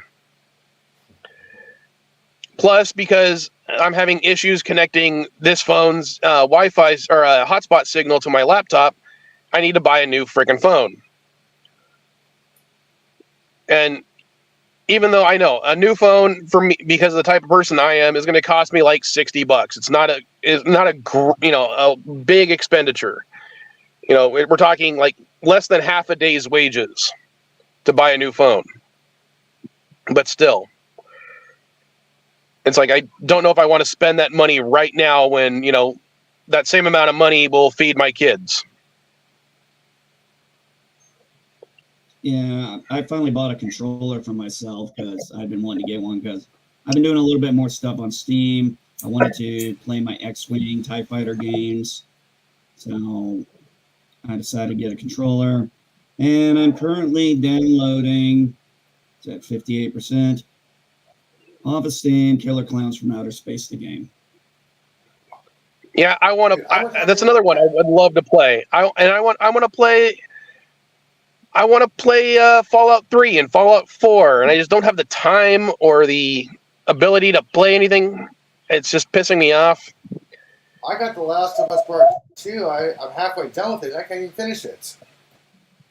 So let me put it this way, okay? I got the steel box of Killer Clowns from Outer Space in Blu-ray. I have the Killer Clowns thing basically curtain up here, and then my vanity plate on the front of my Jeep is Killer Clowns. So I'm kind of a fan. Can't sleep, clowns will eat me. Can't sleep, clowns will eat me. Can't sleep, clowns will eat me. I don't know if it was you that posted it. Oh, Simpson episode. That is NB, I don't know if it was you that posted it on Twitter or maybe it was somebody else, but someone posted a thing on Twitter saying that the masks from Killer Clowns from Outer Space were reused as some of the trolls in Ernest Scared Stupid. No, I did not know that. No, it wasn't me who posted that. I can definitely see the resemblance. No, I mean, it's not the resemblance. They use the same masks. They just modified them. Yeah, but it's been a long time since I've seen Ernest Scared Stupid, man.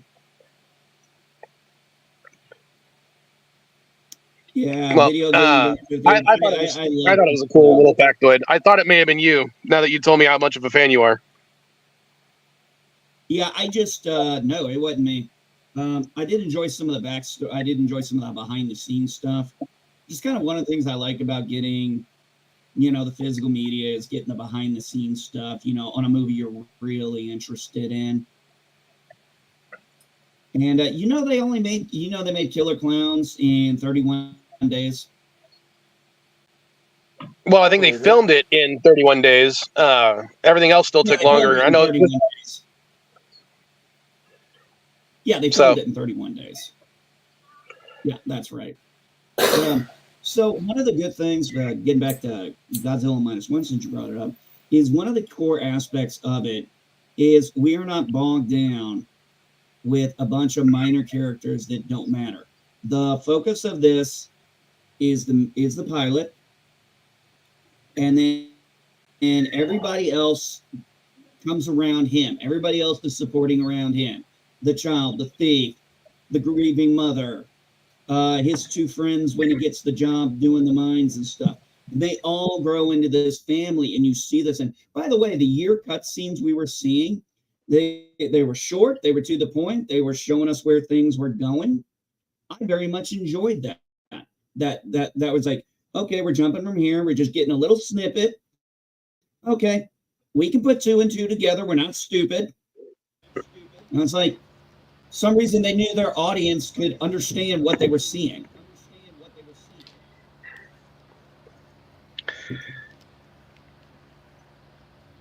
There is only one complaint I had about the movie. And this is a minor technical one. Too short? How the hell did she survive? Oh, yeah, after being blown away. Yeah, 800 mile an hour wind. Yeah, I didn't understand that part. Well, hold on. The reason I say that she or the reason they explain that she kind of survived is watch the ending again, You're echoing. because she has this weird black spot on her back of the neck that grows and shrinks, and I'm hearing an echo now. That's you. I don't know how I'm getting the echo. Yeah, it's Elihu. Yeah. Okay. Uh, But and yeah, that was my only. Yeah, that's why she may have survived, is because she's actually somehow now connected to the Godzilla. And that was the only thing I was kind of like, okay, we had a little Deus Machina. And I was like, that's fine. But I look at it this way. One of the key points when you look at also the aspect of the story is, okay, as the guy was sitting down with him, the mechanic was sitting down, and he's like, dude, this war is, he's like, what's the point of dying honorably for nothing? Yeah. And yeah, I mean, but I loved how they. Sorry. I loved echo. Yeah, I loved how they tied in the mechanic later at the towards the end of the movie. I was like, oh, good, they brought him. I was like, because I was watching at the very beginning, I'm like, this guy survives for a reason. I'm like, everybody else is dead. This guy's alive. There is a reason. It's going to come back later. And it does, because he is going, he is desperate to find this guy because, like he says, the war hasn't ended for both of them. And he's like, I'm willing to do my duty this time. And then the other foreshadowing. And that's what. Oh, go ahead. Oh, sorry. Go ahead, Mike. No, go ahead. Well, I was going to say, because I'm sure you're about to bring it up, which is why that do I want to give spoilers? Might as well. Godzilla minus one. It's been out for 2 months, dude. Yeah, go ahead.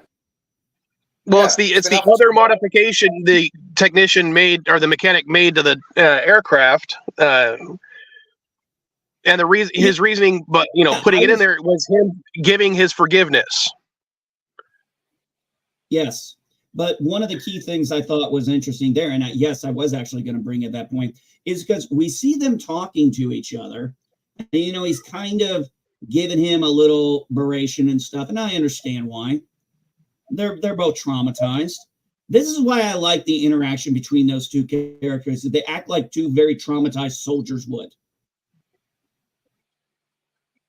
Yeah, and they go, and it's understandable how they could hate each other, need each other, and then come to respect each other, even if they didn't necessarily like each other. Yes, because he's like, you did you're willing to do your duty. And, when we see them talking, and then it pulls back. You see them. Andy, keep talking. I'm going to reset to see if the echo issue is actually me. Okay. No, I said keep talking. I'm going to go back and we'll come back. Yeah, I'm talking right now. No worries. So. Wait, so you don't hear an echo, Andy? When they pulled back, Elihu, and it was just, they pulled back. I'm like, there is a conversation still going on over there. I bet we're going to find out something towards the end or at the end. Because, they made the context clues. They made it very short. If you're a fan of movies and you know good writing and directing, you are like, oh, this is foreshadowing. Oh, we're getting some foreshadowing here. There's something they said to each other we're not going to find out till later. And I don't mind that. Because I'm like, they're giving us a little taste of a mystery. And I thought that was good. Like I said, when the guy survived at the very beginning, when the mechanic survived, I'm like, there's a reason this guy survived. I'm like, this movie is going on too good already right now for this guy not to be important later. I thought they were going to kill him off, and halfway through, I'm like, okay, that would be a nice twist. Just kill him off. Like, okay, now what? No, that would have been the worst thing to do, because think about what he has been through. Exactly, kill him off. That's why. He's been called a coward. He's been called a coward. He's been called. He has survivor's guilt. He feels like he didn't do his duty. He's like, that one scene where he's like, "Did I die on that island?" And you're just looking at, and this was just a dead man's last dream. Yeah, but he was a quote unquote all failed this kamikaze pilot. emotion. Yeah, but MB, he was a failed kamikaze pilot who got Yes. ridiculed and shamed, and that's part of his PTSD. Then he decided to actually fulfill his mission by being a kamikaze pilot, but nobody wants him to be a kamikaze pilot anymore. That part did not make sense. The ending of that part, the personal part, that did not make sense to me. No, It didn't make sense. Hold on. Elihu, it doesn't make sense to you because you're not part of that culture. Yeah, I mean, no offense. Everything about those scenes made total sense. Oh. They flowed perfectly. For me, it made sense to me because I'm very familiar with that because of going through that history with my grandfather who fought in the Pacific Theater during World War II. Son of my father. But it was very interesting. But the point was, at this time, most of the guys, most people didn't know he was a kamikaze. His two friends didn't know he was a kamikaze at first. The only one who really knew was the old woman, and she kind of kept that, to herself, surprisingly.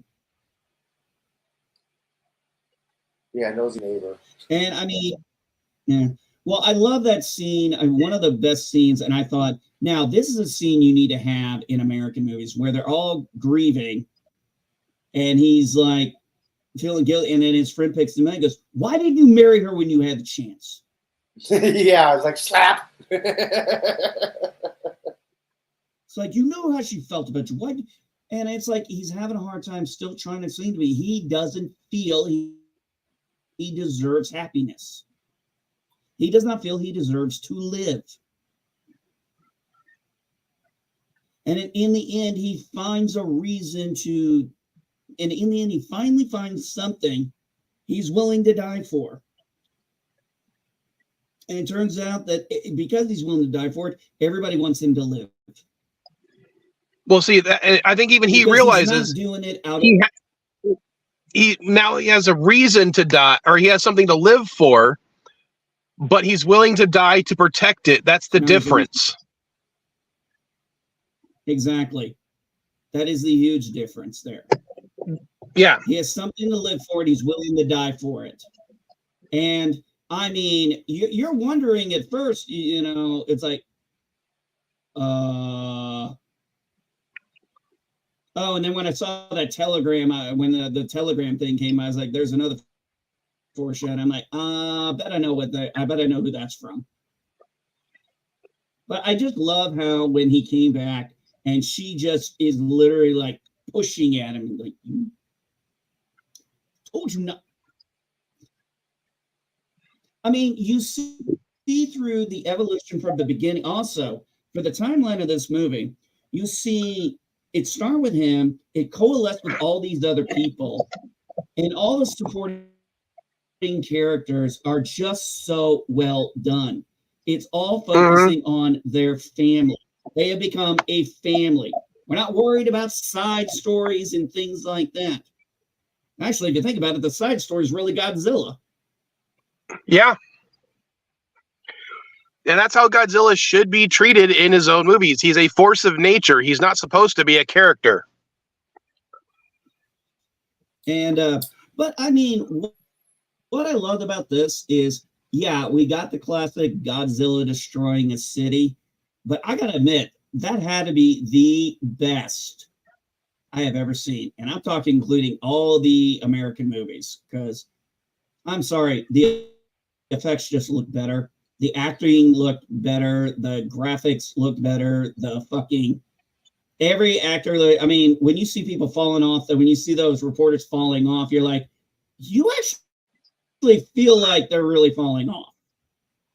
Their terror looks real. And it was just refreshing to see such a well-written, tight movie made on a $15 million budget, as we all have to keep pointing out.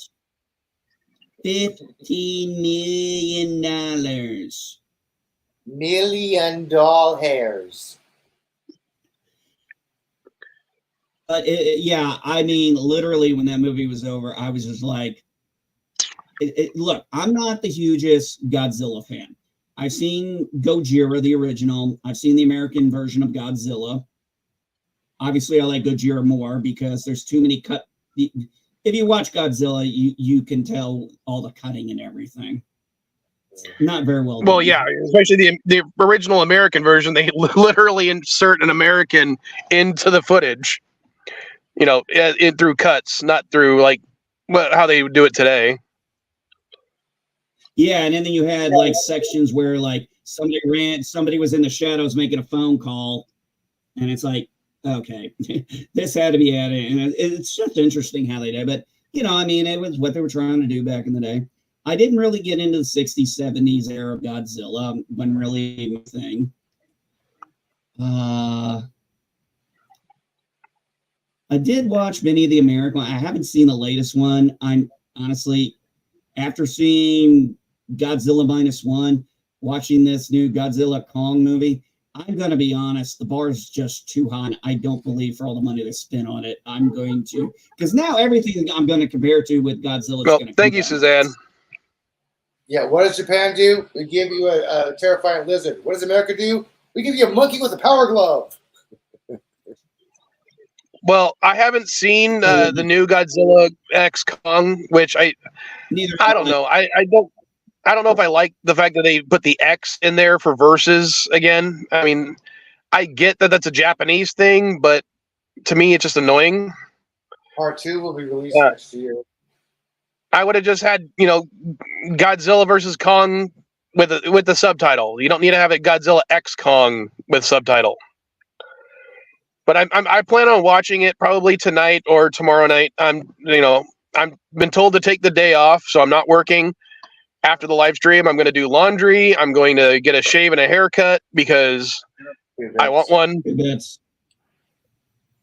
I wish. Beat you to it. Instead of 25 cents, it'll be closer to $25.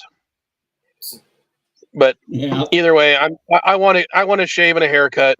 If I had the money and the time, I'd go up to LA, see my buddy up there, spend $60 and get a straight razor shave. But I can't do that. Oh God, with not at least not today. Razor. Oh, and whenever I go up there, he also gives me 3 fingers of McClellan's and a cigar. So it is one of the most relaxing things. So I don't know if you guys saw that meme I posted a little while back. I found this interesting. So the term shot of whiskey. So apparently a shot of whiskey back in the day, a whiskey thing was like 12 cents. Yeah, and it was the same price as a bullet.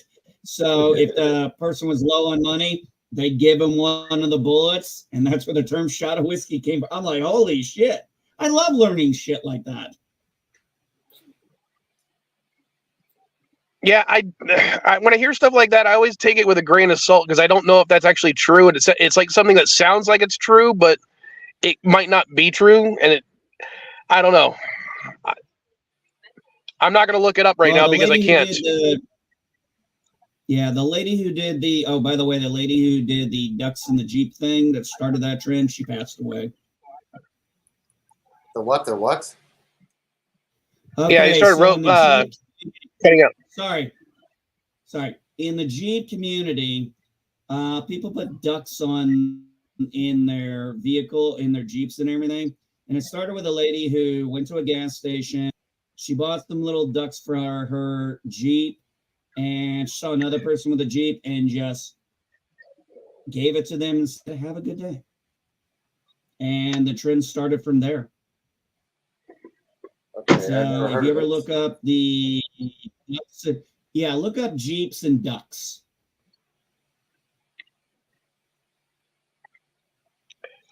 Well, I can't do it right now. When it comes to Godzilla, I mean, yeah, well, when it comes to Godzilla, yeah, I'll watch this. I'll eventually watch it.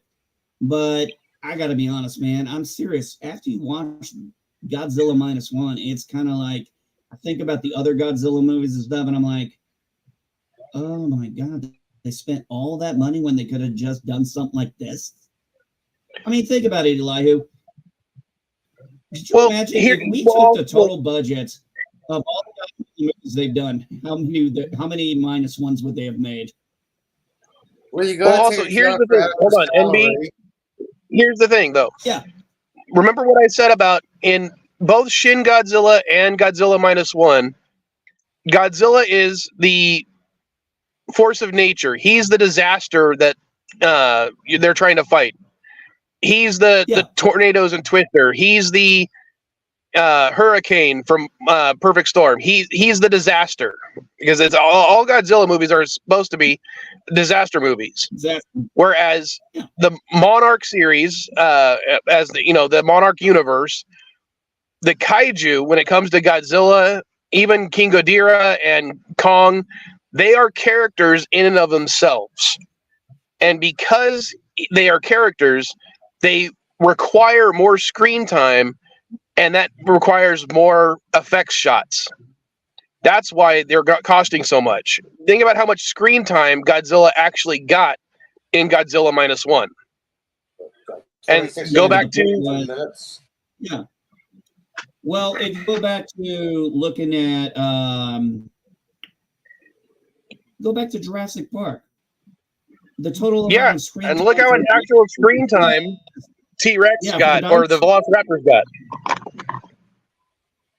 I think there was they said there was 20 minutes of actual dinosaur shots. I think that was for the whole movie. There was about 20 of those. Oh, by the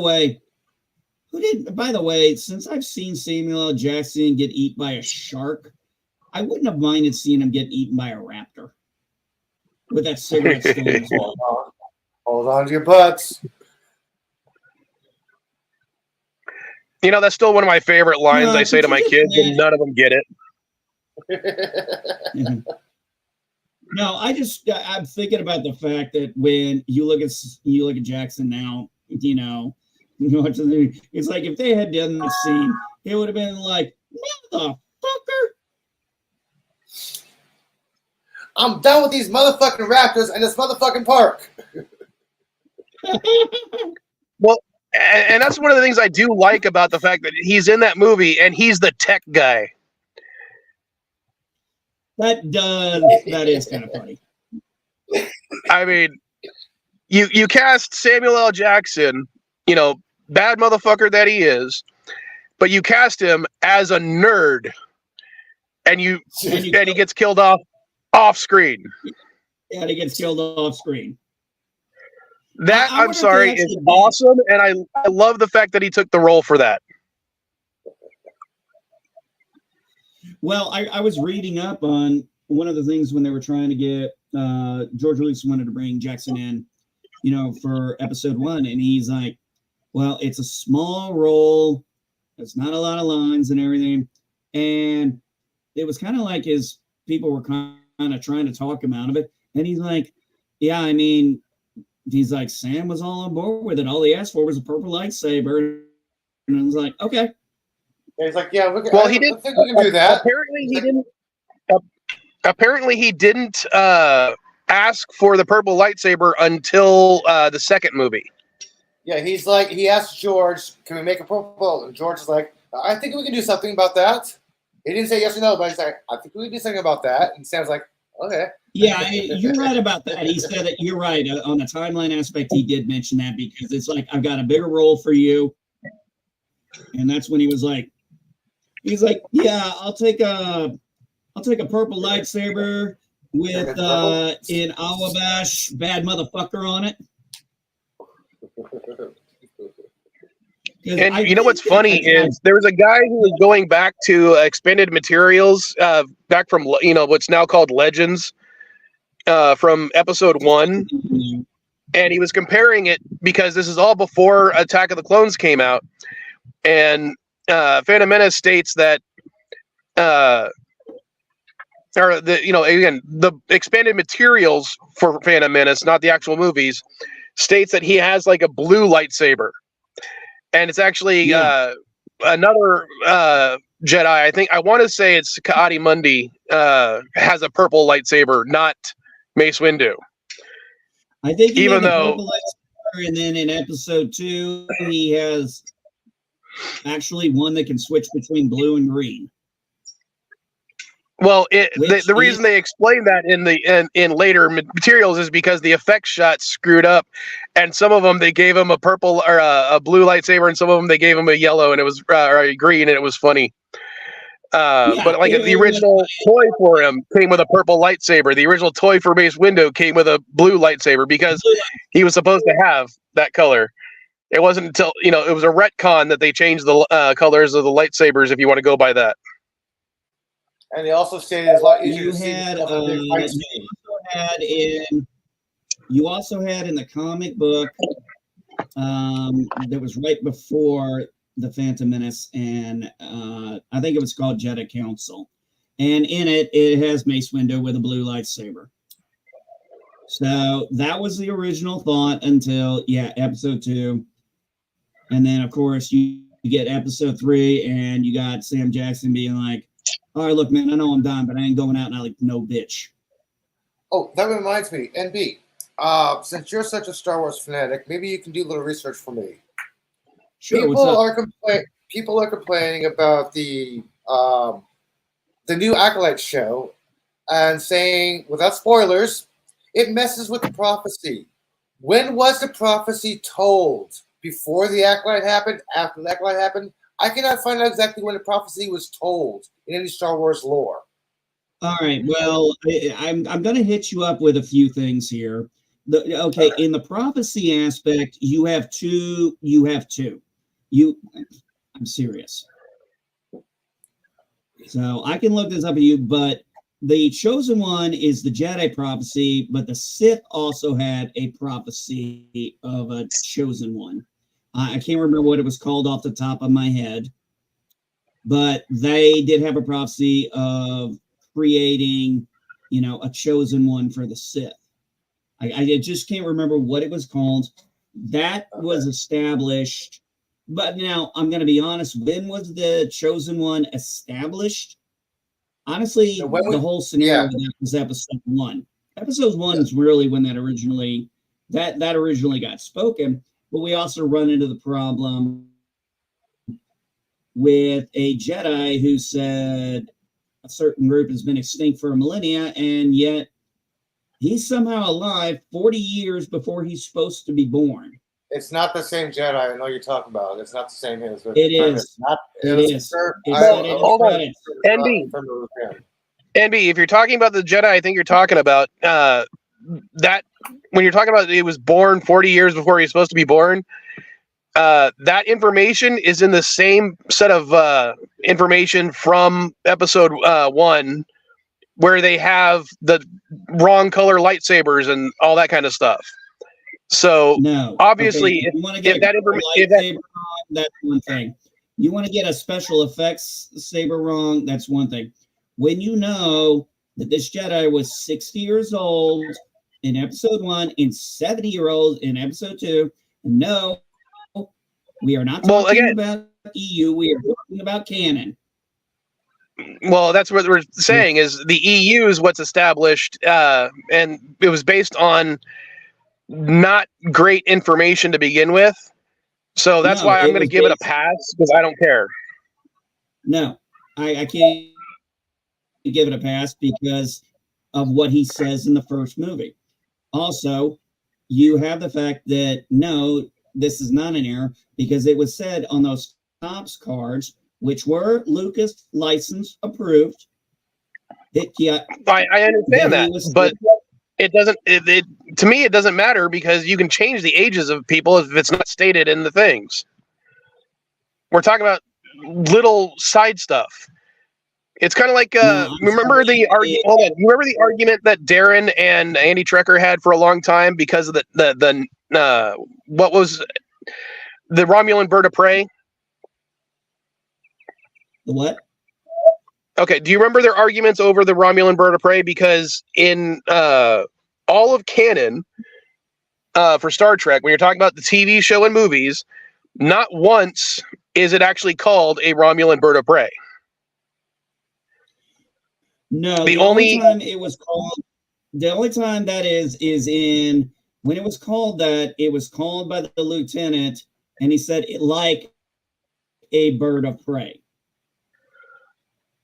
They said it has the image of a bird of prey on the bottom, but they never actually call the ship itself a bird of prey.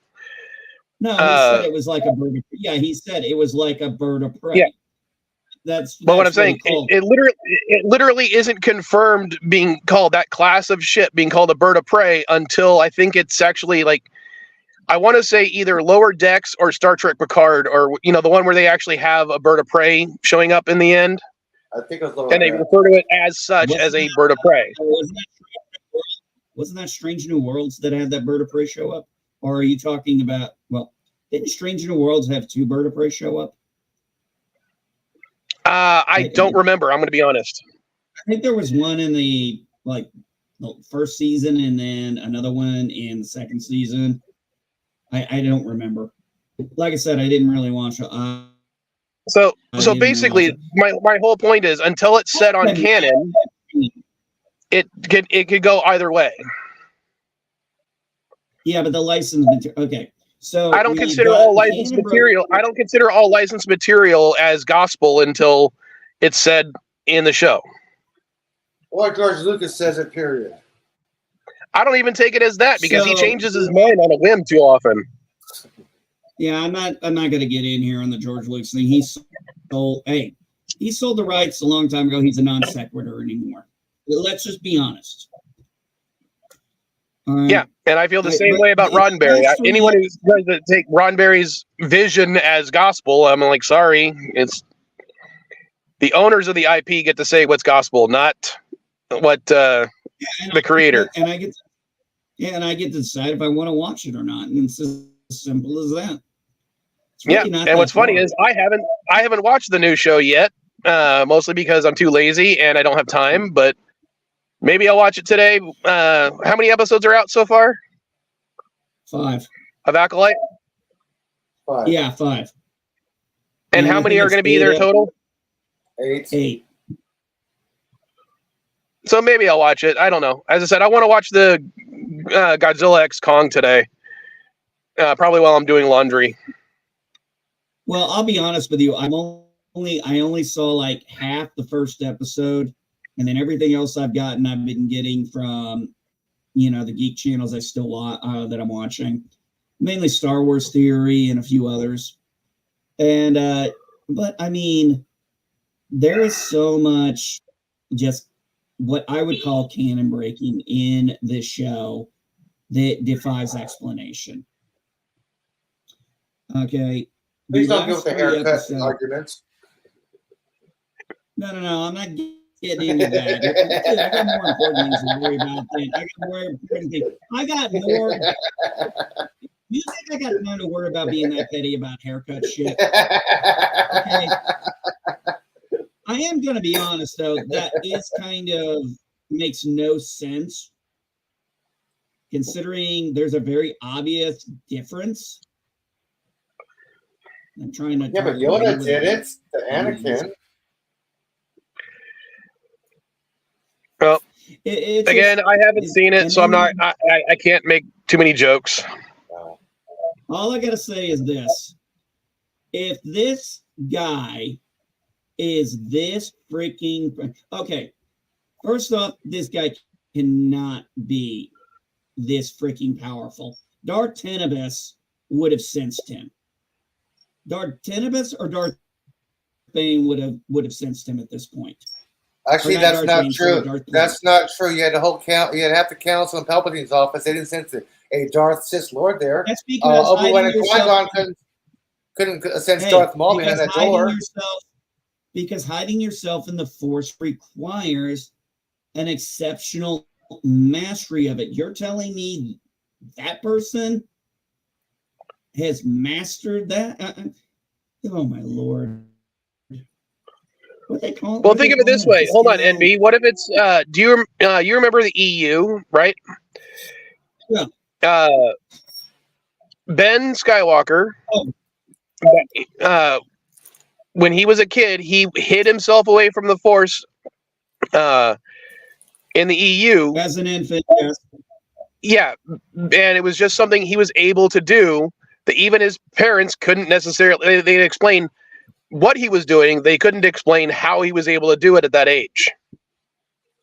No, nobody could understand how Ben could do that, and that was kind of the point. But what I'm saying is, okay, we've got several problems here. First off, okay, I'll give you the argument. Maybe this person can shield themselves out of the dark side like Palpatine can. And Darth Maul. Yeah, but somehow, dude, there are just so many flaws in the show. I mean, the fact that he comes out and says the word, and it's kind of like, oh my God. I don't know how you square this. I wouldn't even try. It's like, I'm actually at this point thinking everybody's going to be dead by the end of the series. Well, for the most part, I guess. Might not be a bad. No, okay. The writing is terrible. It's boring. The actors are wooden. I mean, I thought the acting in Ahsoka was wooden. I was highly disappointed in that because I loved Rebels. And I'm like, okay, I know it's been a lot of years, but when are you all so fucking moody all of a sudden? Like, this made no sense. The characters weren't acting. Yeah, Lord. Okay, Master. I mean, sure. Yeah, let's do this. Now, yeah. I know Well, who are you complaining about? Because I think, what's her name? Rosario Dawson. Thank you. I thought she was doing a good job as Ahsoka. Yeah, I didn't see that acting as being wooden. I saw it more as I figured she had grown up. Yeah, but she was moody. Yeah, I didn't see that. She had no reason to be. No, you got to understand. You had Ahsoka. You had the Mandalorian girl. God, I can't even remember her name. Bo-Katan. Huh? Bo-Katan. No, not Bo-Katan. No, Sabine Wren. Oh, Sabine Wren, and then you had General Syndulla. Now, during the series, they are not like this, but. And I know the series picks up because I saw how he did a deep fake, which is what pissed me off. Because the first two episodes, okay, at the end of Rebels, Sabine does a monologue. And then at the end, there's her and Ahsoka the White going to her ship. And then we find out, I'm looking at these first two episodes, and I'm like, what is this? You guys went searching for him and you just didn't find him, and that's why you guys are all moody like this? I mean, that I could understand if you had spent 5-6 years and you hadn't gotten anywhere. But no, you hadn't even started the mission yet. The first two episodes were literally, yeah, this is what happened between Rebels and now, and we're gonna do the scene that you saw in the cartoon, but we're not gonna do it completely right. We're gonna do live action, but just a little bit off center. Yeah. Oh, yeah, we're going to have the outfit Ahsoka was wearing off. We're going to have Sabine with her helmet on instead of having it off as they're getting on. I'm like, this is when I started losing it. I'm going to tell you, this is when I started losing it with these shows. I mean, I was actually giving some defense to Mando season 3. I'm starting to rethink that one. But I'm waiting to see how things go. Oh, For All Mankind starts filming next month. What's that? For All Mankind starts filming next month. Oh, thank God for something. God, Ed's going to be in what, his 80s now? I think so. He'll be dead. Oh, I saw the picture of Danny, No. so I'm like, okay, I'm ready for this. No, Danny, I could definitely see back because Danny was the young. I think I heard in her interview she was the youngest of the Nixon girls. Yeah, she was in a Helios outfit. Hmm. So I'm like, yep, okay, I'm ready for this. Oh, wait a minute, she joined Helios? It looked like a Helios outfit. Yeah, it looked like the Helios That would be jumpsuit. interesting. Okay. That'll be interesting. That'll be very interesting. I was kind of really hoping with what Positive Candor said, and she was going to be president. That would be nice. It would be nice. But I don't understand that. I'd find that strange that Danny would go back.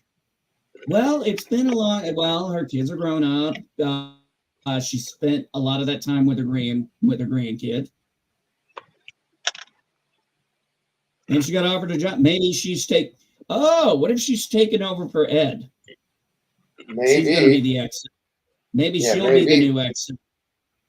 Yeah, because Ed's sick. Maybe well, hold on. What if it's also like? Hold on. What if it's also due to her health that living in a less gravity would actually be beneficial for her health? But I thought in the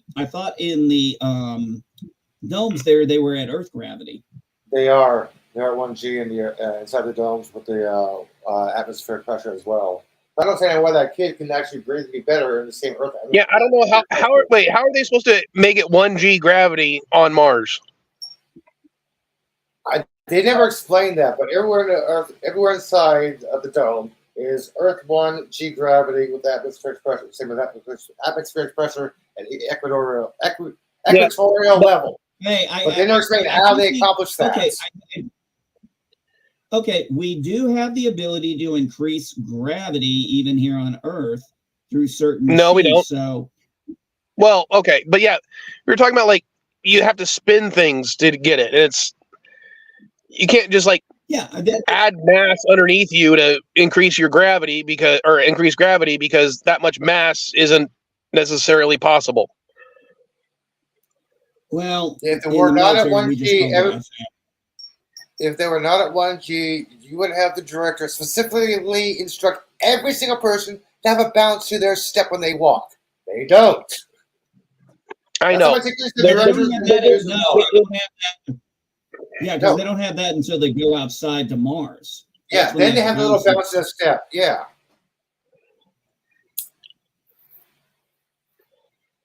Maybe everyone's wearing these giant weighted suits. Well, Eli brought up a good point. Why would his lungs be breathing better there? I know. That one's a little strange because. Wait a minute. He wasn't even born on Mars. He was born on the ship. He was born basically halfway between space and the ship. So technically, yeah.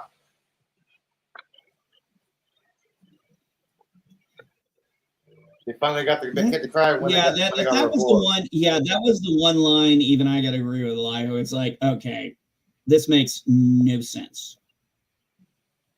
But anyway, they put it in there, so hey, shit happens. But actually, let's say maybe Danny. Okay, here's a thought. What if Danny's going because she's getting a great opportunity by Helios, and at this point, they've got the family habitats all set up. I mean, we're bouncing how many years now? Was it 12 this time? Yeah, we're in the 2000s. I think it's 12 years. And they've already got that mining station, so what do you guys think? You think the mining station is going to be the big story arc for this one? Yes.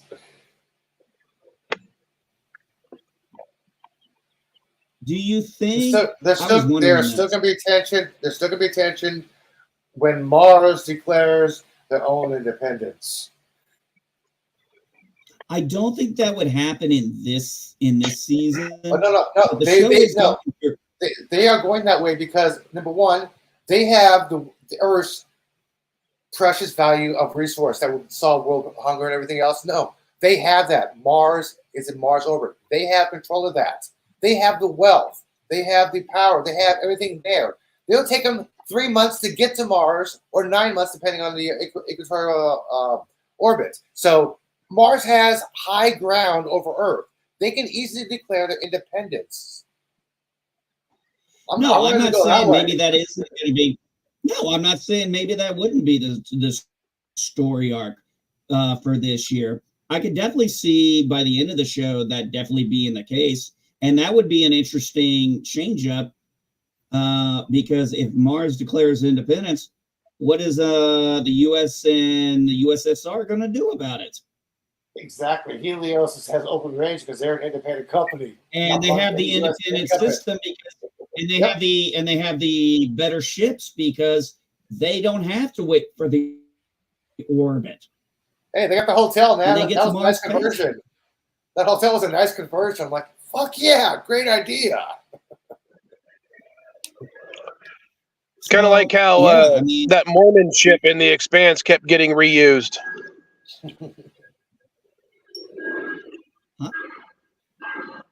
I hear beeping. Which one? I'm a little confused. Which one are we talking about? Oh, the Mormon ship from The Expanse, how originally was going to be a generational ship paid for by the Mormons, then it was turned into a battleship by the Belters, and then it was turned into a station for the conglomeration of the Belt, Mars, and Earth.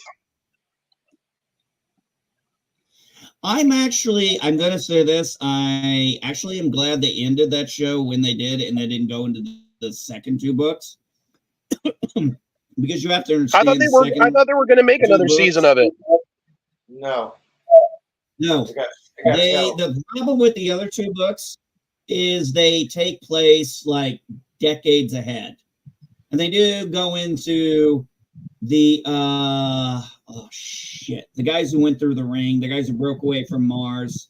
God, I can't remember what they call themselves now. Something with an L. Anyway, it comes back to that, but that doesn't happen for another 20, 30 years. And I'm kind of like, when I finished the books, I was kind of like, I'm good with this, because I started reading the next book and I'm kind of like, yeah, no. And then when the writer killed off Bobby in the book, I'm like, I'm out. I'm like, you don't kill Bobby. You don't kill my Marine. You could have killed. No, I'm like, you could have killed so many other characters than you had. And yes, she went out like a badass, but still, you killed my Marine. I know she was Martian, but that doesn't matter.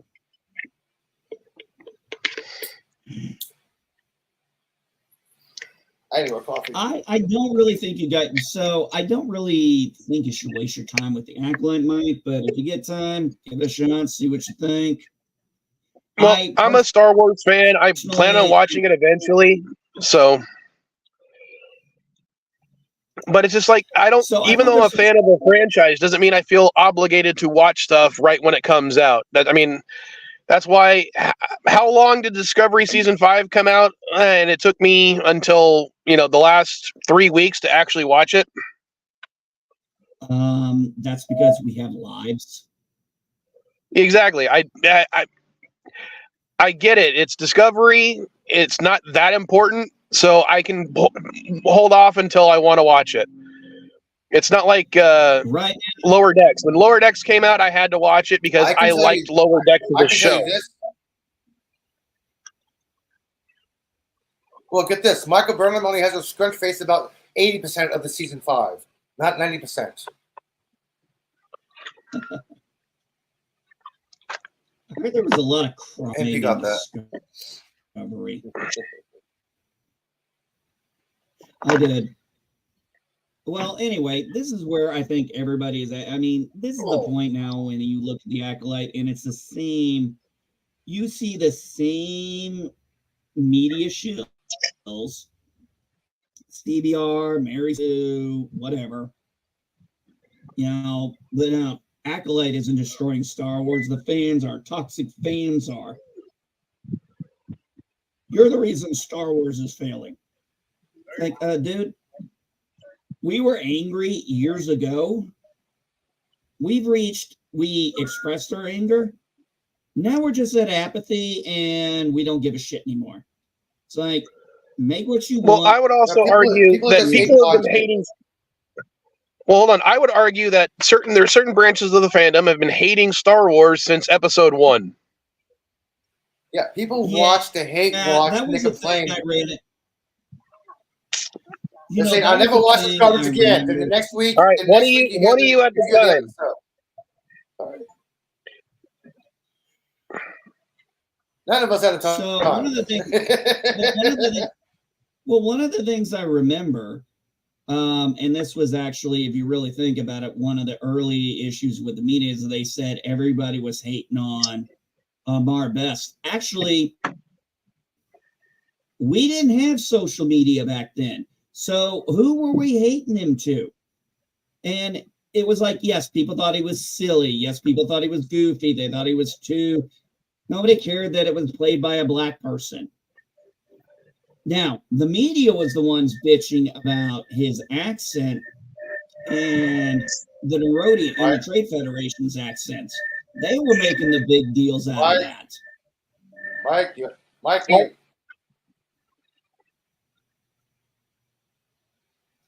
Okay, go ahead. Sorry. I mean, yeah. Look, I understand, and I went years during the '90s dealing with people who hated the prequels, even my age, and you could not have a conversation with them about it. It was pointless, and I'm like, I'm not going to waste my time.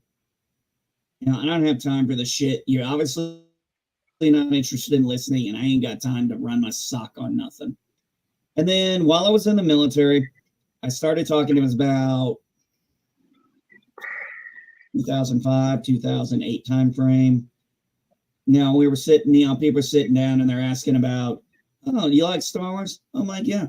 They go, what do you think of the prequels? I'm like, I quite enjoy them.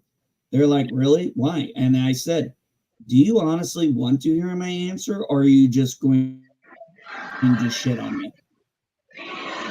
I said, because if you want to have a conversation, we can have that. But if all you're going to do is give me shit, I ain't wasting my time. And that was about the point when people started talking, and it was like, okay, we didn't all agree. We didn't agree on everything, and that was fine. But they were like, I still don't like the prequels, but I understand where you're coming from. And that was the point when it was like, yeah, what's wrong with just having a talk? Put your bias aside and hear why the other person likes it. I'll give you an example. Hang on. About 20 years ago, when the Phantom Menace first came out, you didn't have the internet exploding. You had news getting people's reactions about Jar Jar sucks. This thing I don't like. That's how we found out, because of people's reactions on the news, and people just did not want to watch episode 2 because they did not like episode 1. That was the stated fact. To go, no, I did not watch it because I didn't like the first one. I did not like where this is going, and they stick to the points. Nowadays, you have people going, oh yeah, this sucks and sucks and sucks. I'm never watching this again. Next week they go, see how bad this episode was, and they point out why it was bad. I'm like, wait a minute, you just hate watching it. People now just hate watching it, just hate watches for reactions. This is what the world is coming to with shows, man. If you don't like a show, don't watch it. I have not watched Acolyte since after episode 3 because I do not like it. I'm not hate watching it. I don't give a shit anymore. It's stupid to me. I'm done with Acolytes. I was done with Secret Wars. I'm done with it. Secret Invasion, you mean? Invasion, sorry, yeah. Yeah. I didn't watch the hate watch. I'm like, no, yeah. People are like, I don't have nowadays. I don't have to. Look, my health has got enough problems. I ain't got time to hate watch shit.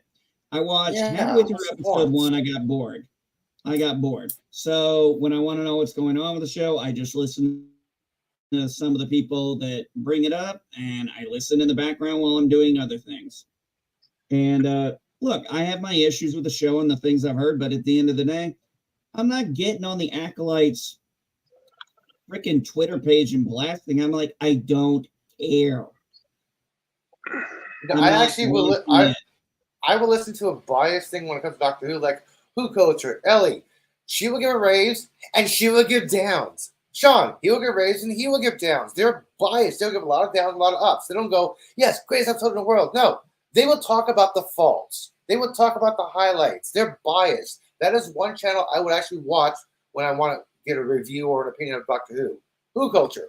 Everybody else is like, everybody else seems to lean one way. I hate stream or love stream. Who Culture does both. I'm like, they will tell you what they like and what they hate. They will tell you what they found fault and what they found love. It's not just 100% this, 100% that. This is what's wrong with people nowadays. You can't do that. Look, my focus is on, hey, I don't like the breaking of canon. I consider canon what I think is not proper in Star Wars canon. But hey, whatever. I don't have to, and that's okay. And no, we love Doctor Who here, but you know, I got 2 shows I'm watching now. I got Mayor of Kingstown. I think we're 3 episodes in at 10, and I still got what do we got? 6 episodes of House of Dragon left.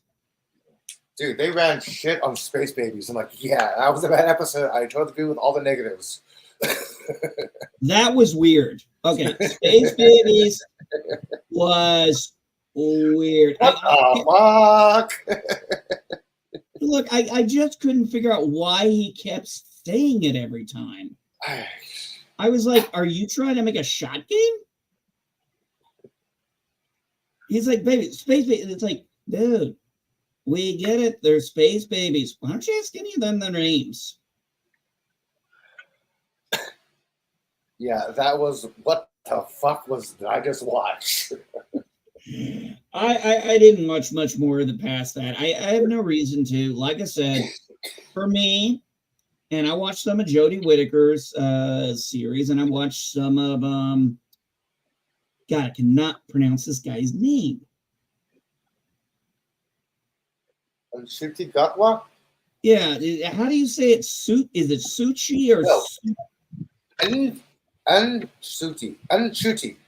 Unshuti. I can never hear. I've never heard. I always keep hearing Shooting Gatwa, and I'm like, but that's all I kept hearing, and I'm like, but that doesn't look like how it's spelled.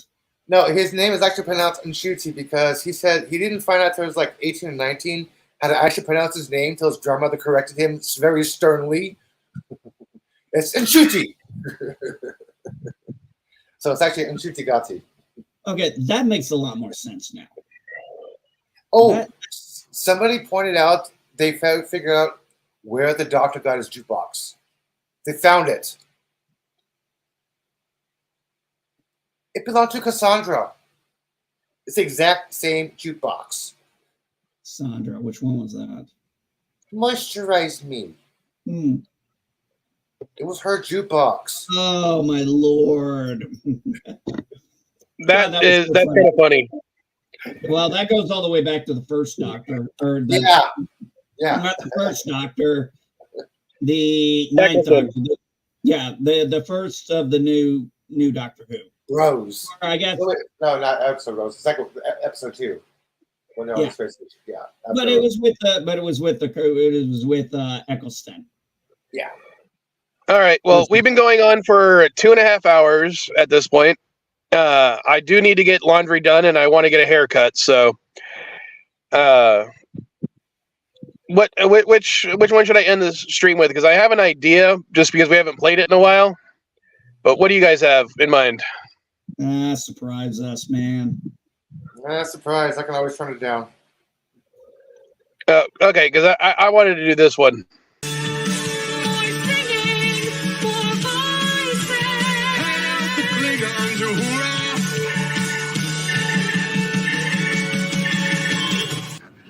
Bagda tumo shoja duro yaja ke o yaja ke o yaja ke o Yajak. Dude, I think that's my favorite one now. I love that episode. I love that episode, TNG. And because I've been ending it with this one, I'm going to also play.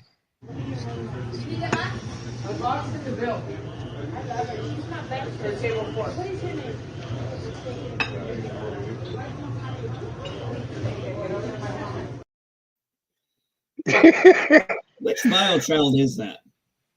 That's Vile Style. Okay. And yes, that is the name she chose for herself on TikTok. And what's funny is every time I talk about the vile children on Captain Foley streams, he always nags on me. He's like, I don't think you should be calling your kids vile. And I'm like, well, that's kind of the moniker that was chosen for them, and some of them have chosen for themselves. So, but all right, I'm going to head out. I will see you guys next week. I don't know if it'll be Saturday or Sunday right now. It depends on how much stuff I get done this week, because we still have these massive resets. All right, you be safe taking those antibiotics, buddy. Yeah. Well, I'll be certain to take them. I'm probably not going to take the full prescription's worth of the oxycodone or whatever, because I don't need it that much, but I'll definitely be taking all the antibiotics because I don't want to feel the way I did yesterday. All right. Later, folks. Later, weirdos. Live long and prosper.